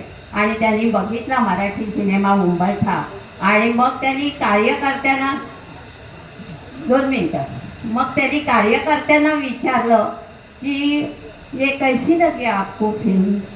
तेव्हा कार्यकर्त्या म्हणाल्या की ठीक है अच्छी लगी, परंतु नवऱ्याने दुसरी स्त्री आणली आणि त्यांनी घराबाहेर पडली ती मुलीला हे करून आश्रमात गेली, ते काही बरोबर नाही.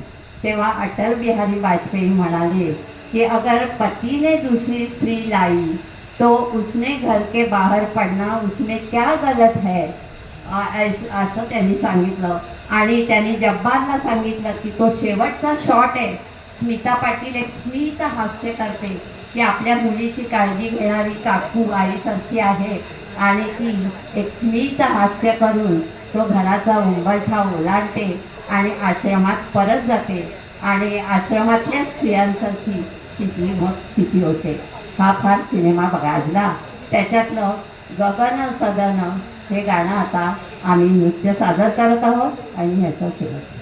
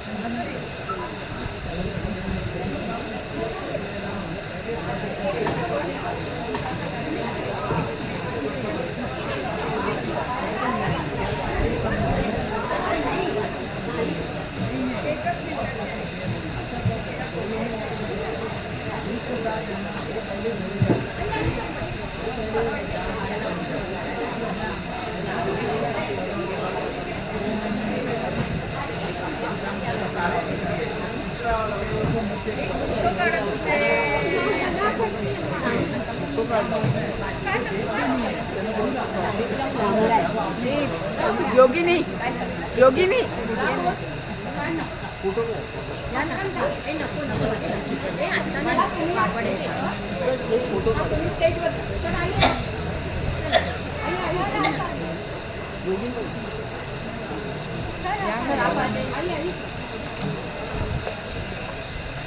सर यामध्ये जरा मध्ये घ्या.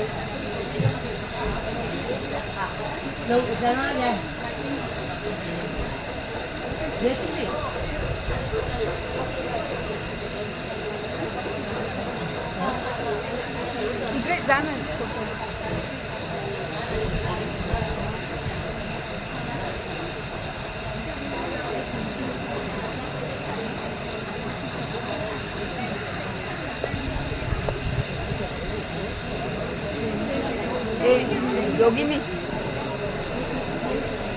योगिनी नाही झालं मला आधी ते कमी व्हायला पाहिजे होतं ना.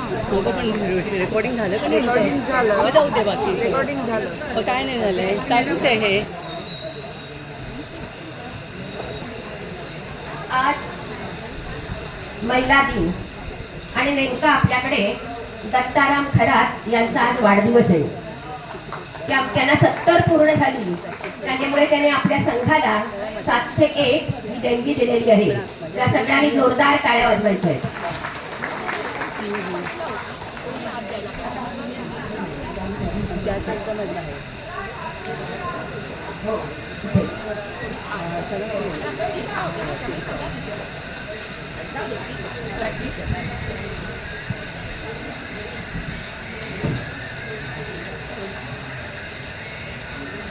पण ती मध्यभागी होती तुला सगळं मध्यभागी होती ना. ही मध्यभागी आहे जिथे आम्ही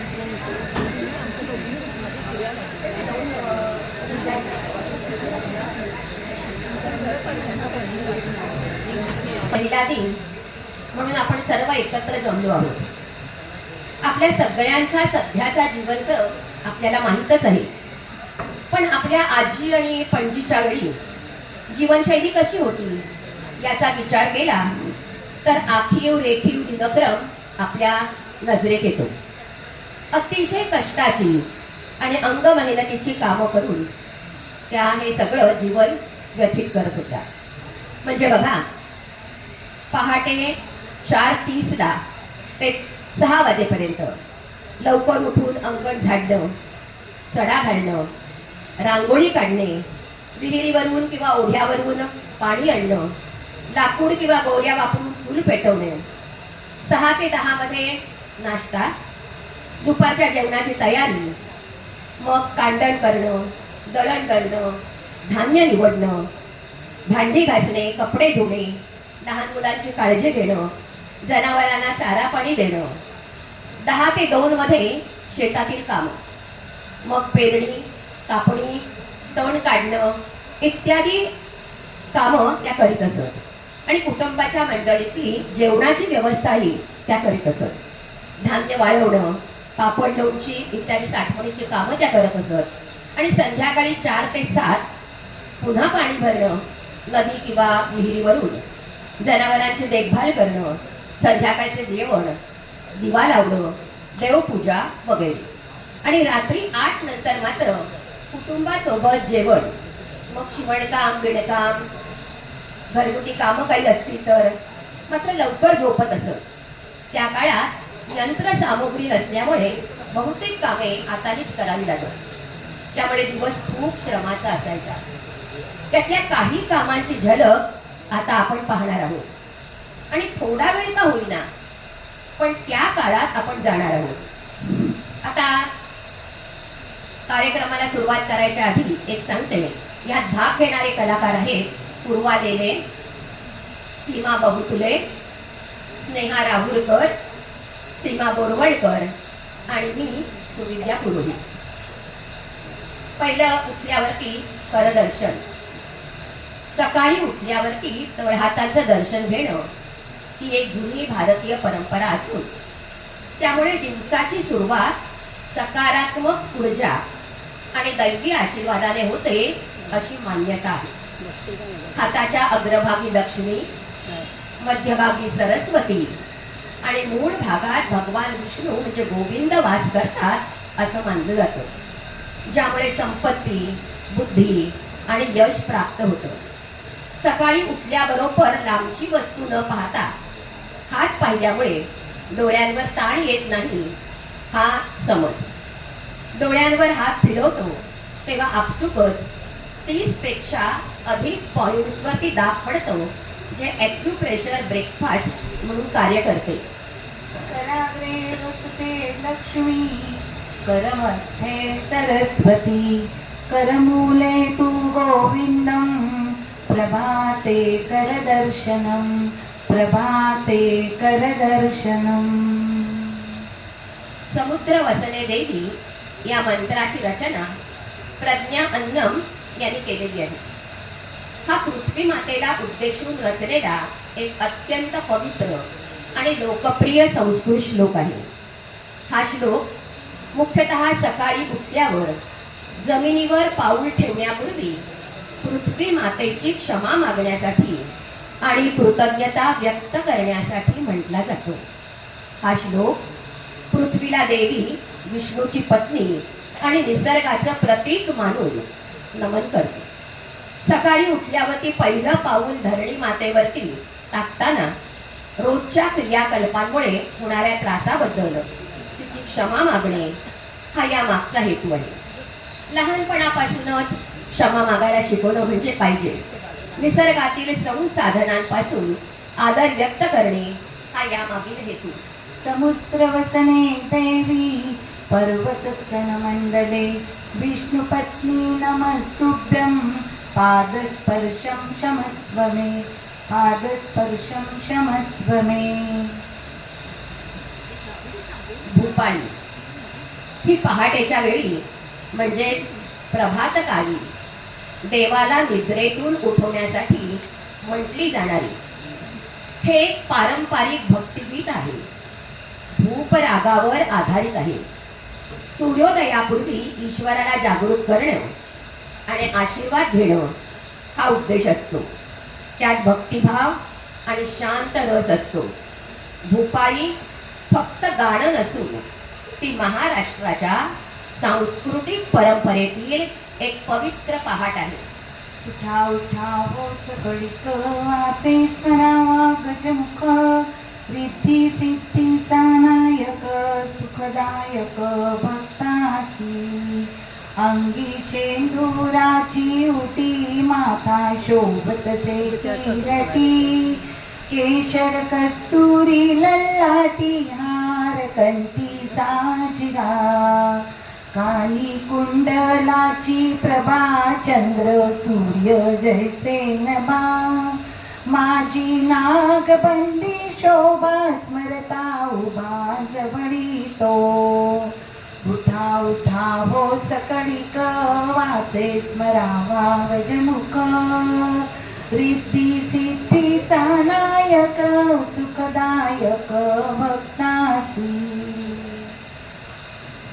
सडा सारवण.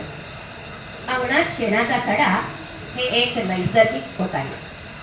तो अंगणात टाकल्यावरती तो मातीमध्ये मिसळून मातीची सुपीकता वाढवतो. अंगण अधिक सुंदर आणि स्वच्छ दिसते. ते पावित्र्याचं एक द्योतक आहे. रांगोळी. पूर्वीच्या काळी सकाळी सकाळी सडा संमार्जन झाल्यानंतर रांगोळी काढण्याची पद्धत होती. त्यात स्वस्तिक काढलं जायचं. स्वस्तिक हे भारतीय संस्कृतीचे अजोड प्रतीक आहे. हे अति प्राचीन मानवाने निर्माण केलेले सर्वप्रथम धर्म प्रतीक आहे असं मानण्यात आलं आहे. एक उभी रेषा आणि त्याच्यावरती तेवढ्याच लांबीची दुसरी आडवी रेषा ही स्वस्तिकाची मूळ आकृती. उभी रेषा ही ज्योतिर्लिंगाचं दर्शन आहे. ज्योतिर्लिंग हे विश्वाच्या उत्पत्तीचं मूळ कारण आहे.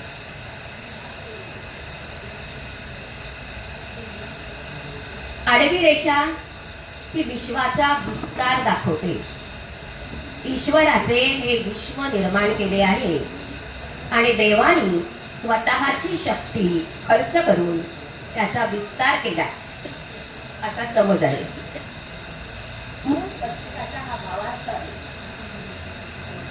स्वस्तिकाच्या 4 भुजा म्हणजे भगवान विष्णूचे 4 हात. तो स्वतःच्या 4 हाताने 4ही दिशांचं पालन करतो. त्याचे 4ही हात मला सहाय्य करणारे आहेत की त्यामागची श्रद्धा आहे. रांगोळी काढण्याचा मुख्य उद्देश म्हणजे अंगण शुद्ध, पवित्र आणि प्रसन्न ठेवणे हा होता. हे नकारात्मक ऊर्जा दूर करून घरात लक्ष्मीचं स्वागत करण्याचे तसेच पाहुण्याचे स्वागत करणारे शुभचिन्ह मानलं जातं. ही परंपरा घराची शोभा वाढवून मानसिक शांती आणि आनंद देते. रांगोळी ही नकारात्मक शक्ती आणि वाईट विचारांना घराबाहेर रोखण्यासाठी एक संरक्षक कवचच आहे. रांगोळी तांदळाचे दाणे, पीठ आणि पांढऱ्या मातीचा वापर हे करून केली जात असे. त्यामुळे वैज्ञानिक पर्यावरणाला पूरक असं असायचं.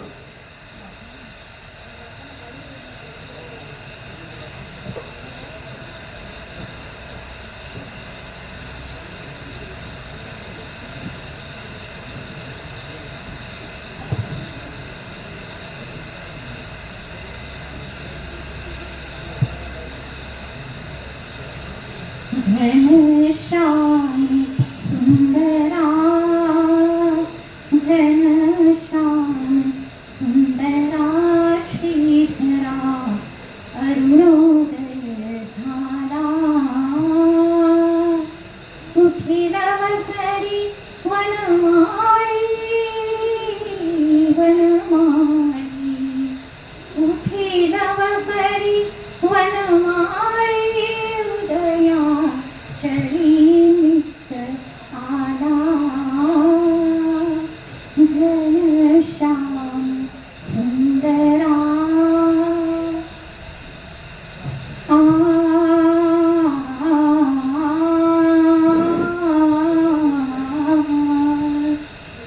आनंद कंदा प्रभात झाली सरली राती सरली राती आविर्भाव शिवपात्र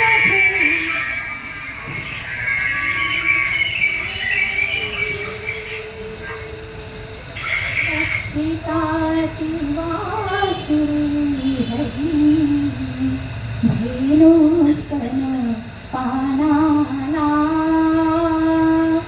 उठिलव करी वनमाळी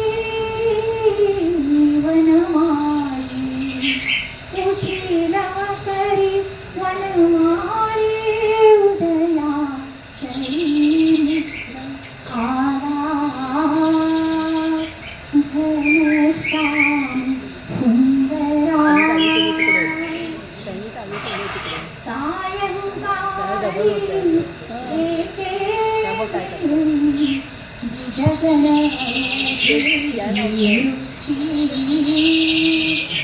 अरुणोदय होता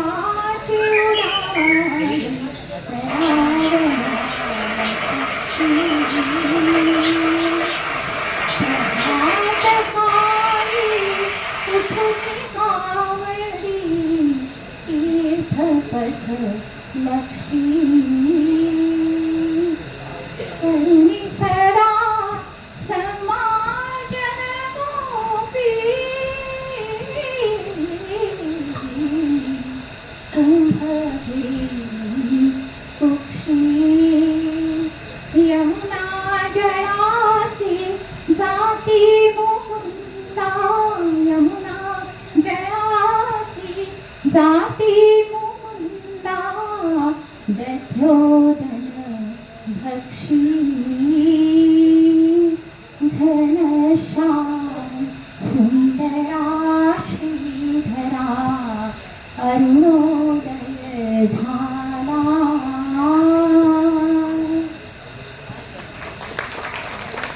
तुळशी पूजन. हिंदू धर्मात तुळशी पूजनाला अनन्यसाधारण महत्त्व आहे. पवित्र अशा तिला देवी लक्ष्मीचं रूप मानलं जातं. आंघोळीनंतर रिकाम्या पोटी दररोज सकाळी सूर्योदयानंतर उजव्या हाताने तिला जल अर्पण करून तिची पूजा केल्याने घरात सुख, शांती, समृद्धी आणि सकारात्मक ऊर्जा प्राप्त होते. तुळशी पूजनाने ग्रहदोष आणि वास्तुदोष दूर होतात आणि विष्णू लक्ष्मीचा आशीर्वाद प्राप्त होतो. दररोज पूजा केल्याने मनाला शांतीही मिळते. एकादशीला मात्र तुळस खुडू नये.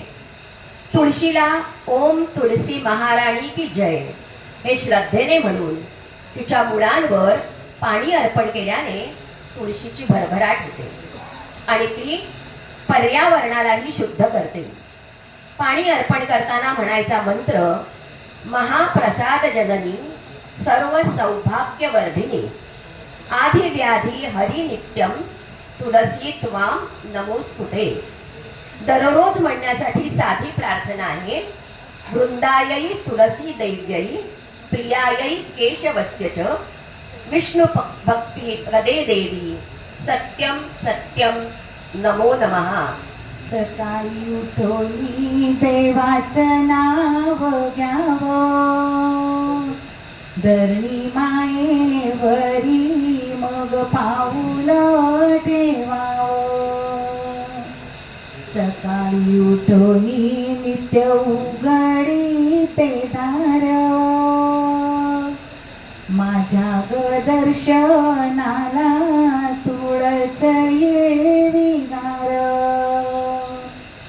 तुळशी ग बाई तुला हात मी जोडीते, विष्णूच्या पूजेसाठी एक मंजिरा तोडीते. तुळशी ग बाई तुला नाही आई बाप, पावसाचे पाणी धरणी उगवेल रोप. तुळशी ग बाई नको हिंदुरानो बनी, माझ्या ग मागील दारी जागा देते वृंदावनी. माझ्या ग मागील दारी जागा देते वृंदावनी. कांडण, उखळात काढणं ही एक पारंपरिक प्रक्रिया आहे जी धान्याचे दाणे काढण्यासाठी वापरली जात असे. धान्याचे दाणे उखळात भरडले जात असत. उखळात एक लायनर असून तो धान्याचे दाणे काढण्यासाठी वापरला जात असे, ज्यामुळे धान्याचे दाणे उखळातून बाहेर पडत असत. उखळ रे उखळ, कांड रे कांड, धान्याचे दाणे काढ रे काढ.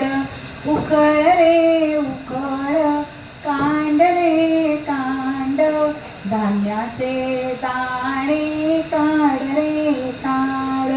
उखळात कांडता धान्याचे दाणे, कांडता कांडता दाणे पडती जाणे. कांडता कांडता दाणे पडती जाणे. उखळ रे उखळ, कांड रे कांड, धान्याचे दाणे काढ रे काढ. पाखडणे, पूर्वीच्या काळी सुपानं पाखडणं म्हणजे धान्यातील कचरा आणि दगड माती काढून टाकण्यासाठी सुपाचा वापर केला जात असे. सूप म्हणजे एक प्रकारची पसरट आणि उथळ बास्केट जे धान्य पाखडण्यासाठी वापरले जाते. उखळातून बाहेर पडलेले धान्याचे दाणे पाखडून दळायला वापरण्यासाठी तयार केलेले असत. सुपा रे सुपा, पाखड रे पाखड, धान्यातील कचरा उडव रे बाहेर. धान्यातील कचरा उडव रे बाहेर. सुपा रे सुपा, पाखड रे पाखड, धान्यातील कचरा उडव रे बाहेर. धान्यातील कचरा उडव रे बाहेर. दळण ही महाराष्ट्रातील पारंपरिक सांस्कृतिक ग्रामीण पहाटेची एक महत्त्वपूर्ण घरगुती क्रिया. पहाटे उठून महिला जात्यावरती धान्य दळत. हे करताना त्या ओव्या गात असत. त्यातून त्यांच्या भावना, सुखदुःख आणि संस्कृती व्यक्त व्हायची. शांत संथ सुरात ओव्या गायल्या जायच्या. ज्या मराठी लोकसाहित्याचा मोठा ठेवा आहे. या ओव्यातून सासर, माहेर, देवदेवता, जीवनातील अनुभवांचं वर्णन, यातून शारीरिक व्यायामही व्हायचा. सुंदर माझे जाते ग प्रपंचाचे नेते ग, लावली पाची बोटे ग तू ये रे वा विठ्ठला. जाते परोव्या गाईल गे गोविंदासी दळण गे, देहबुद्धीचे वैरण गे तू परवाचा दिसून. जीव शिव दोन्ही तुमते गे प्रपंचाचे नेते गे, लावली पाची बोटे गे तू ये रे वा विठ्ठला. सुंदर माझे जाते गे पहिरे बहुते के गे, ओव्या गाऊ कौतुके तू ये रे वा विठ्ठला. तू ये रे वा विठ्ठला, तू ये रे वा विठ्ठला. दुपारचं भोजन कांडण आणि पाखडून झाले की मग जात्यावरती दळणात दळलेले पीठ भाकरी करता तयार झाली. मग स्वयंपाकाला सुरुवात. देवाचं नाम घेता घेता स्वयंपाक म्हणजे एक महाप्रसादच. मग त्याची अवीट गोडी. सारे देहभान विसरून जेवण बनवलं जायचं. मुखाने नाम आणि हाताने काम. स्वतः करता शिजवतो तो भोगी आणि सर्वांकरता शिजवतो तो योगी.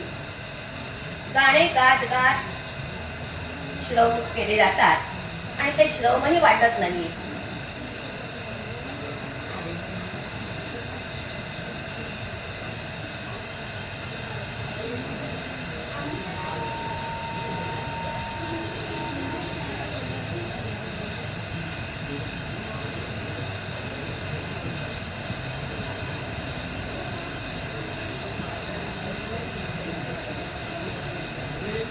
अरे संसार संसार, जसा तुवा तसा तवा तुझ्यावर. आधी हाताला चटके तेव्हा मिळते भाकर.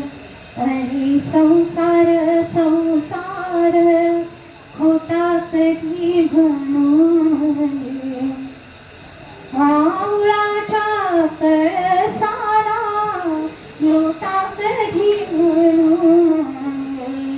अरे संसार संसार, जसा तवा चुहावर. आधी हाताला चटके तेव्हा मिळते भाकर.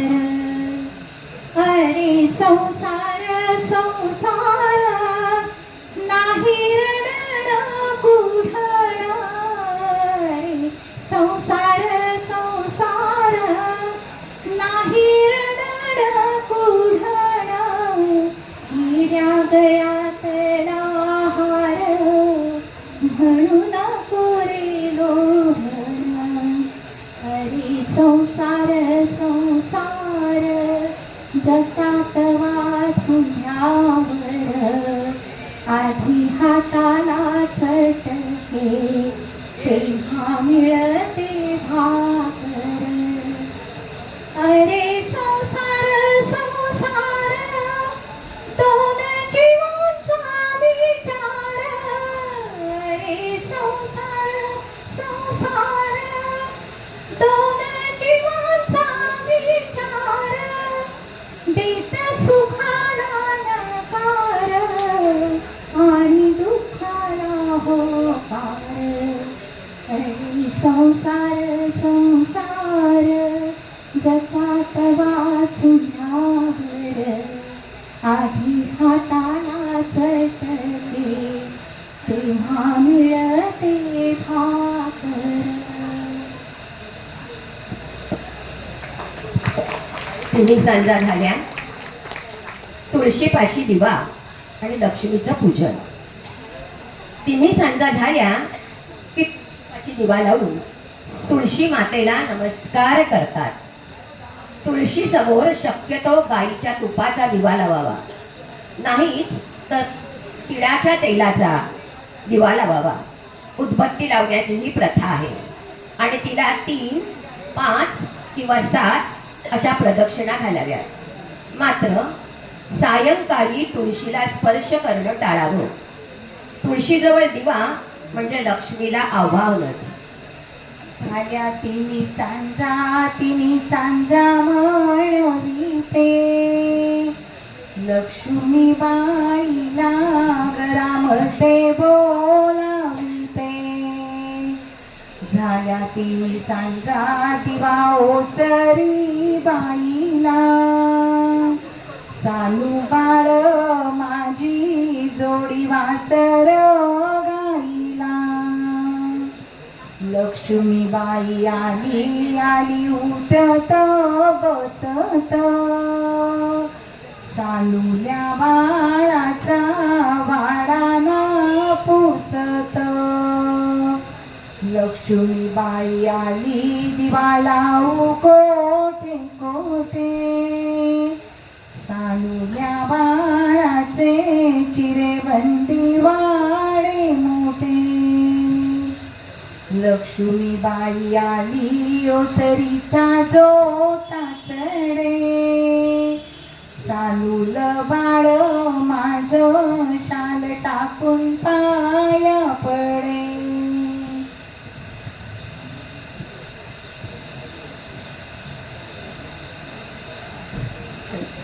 सदा सर्वदा योग तुझा घडावा, तुझे कारणी देह माझा पडावा. उपेक्षू नको गुणवंता अनंता, रघुनायका मागणे घ्यायची आता. उपासनेला दृढ चालवावे, भूदेव संतांशी सदा नमावे. सत्कर्म योगे वय घालवावे, सर्वामुखी मंगल बोलवावे.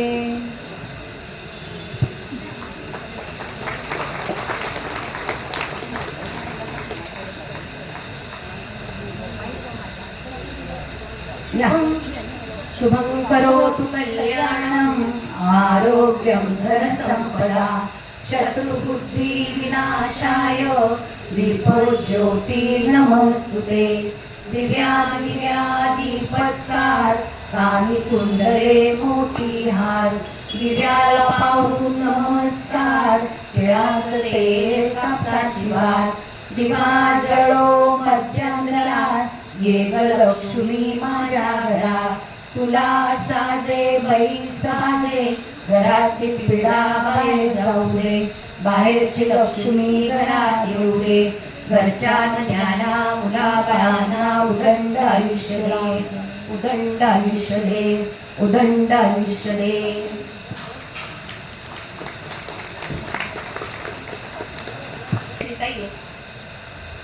आभार प्रदर्शना करता येतील.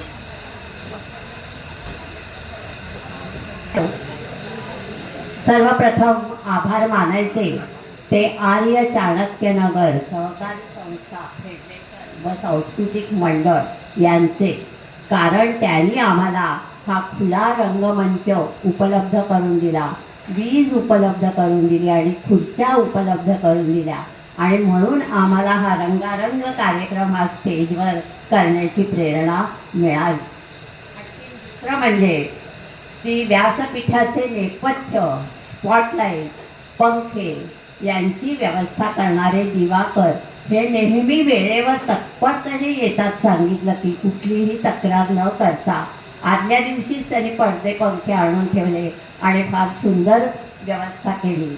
तसंच कुठल्याही अडथळ्याविना उत्तम ध्वनी यंत्रणा आम्हाला देतात विनायक झोरे दरवेळेला. आणि आपली सगळी कामं बाजूला सारून इथे येतात. ध्वनी यंत्रणा जर चांगली नसेल तर कार्यक्रम सलगता प्रवाही होत नाही, हे आम्हाला बऱ्याचदा अनुभवायला येतं. आणि दुसरं म्हणजे काय, हा सर्व तांत्रिक भाग झाला. परंतु आम्ही जरी स्टेजवर फोटो काढायला उभे असतो, झळकतो, सगळ्यांना माहिती पडते, परंतु स्टेजच्या मागचे जे स्वयंसेवक असतात त्यांच्या विना कुठलंही काम होत नाही. हे तुम्ही आपण सगळ्यांनी लक्षात घेतलं पाहिजे.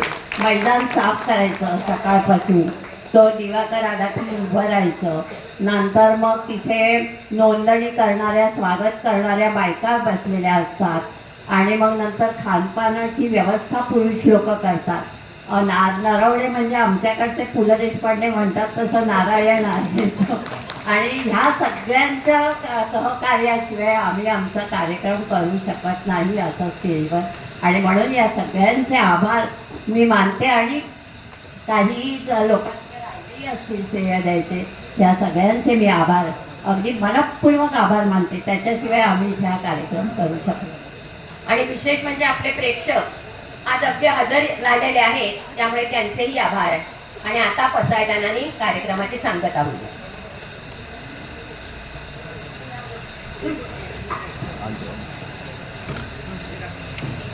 आता विश्वात्मके देवे येणे वायज्ञे तोषावे, तोषो निमज द्यावे पसाय दान हे. जे थरांची व्यंकटी सांडो तया सत्कर्मी रती वाढो, भूता परस्परे पडो मैत्र जीवांचे, दुरितांचे तिमिर जाओ विश्व स्वधर्म सूर्ये पाओ. जो जे वांछील तो ते लाओ, प्राणी जात वर्षत सकल मंगळी, ईश्वर निष्ठांची मांदियाळी. अनवरत भूमंडळी भेट तुला, चला कल्पतरूंचे आरव, चेतना चिंतामणीचे गाव.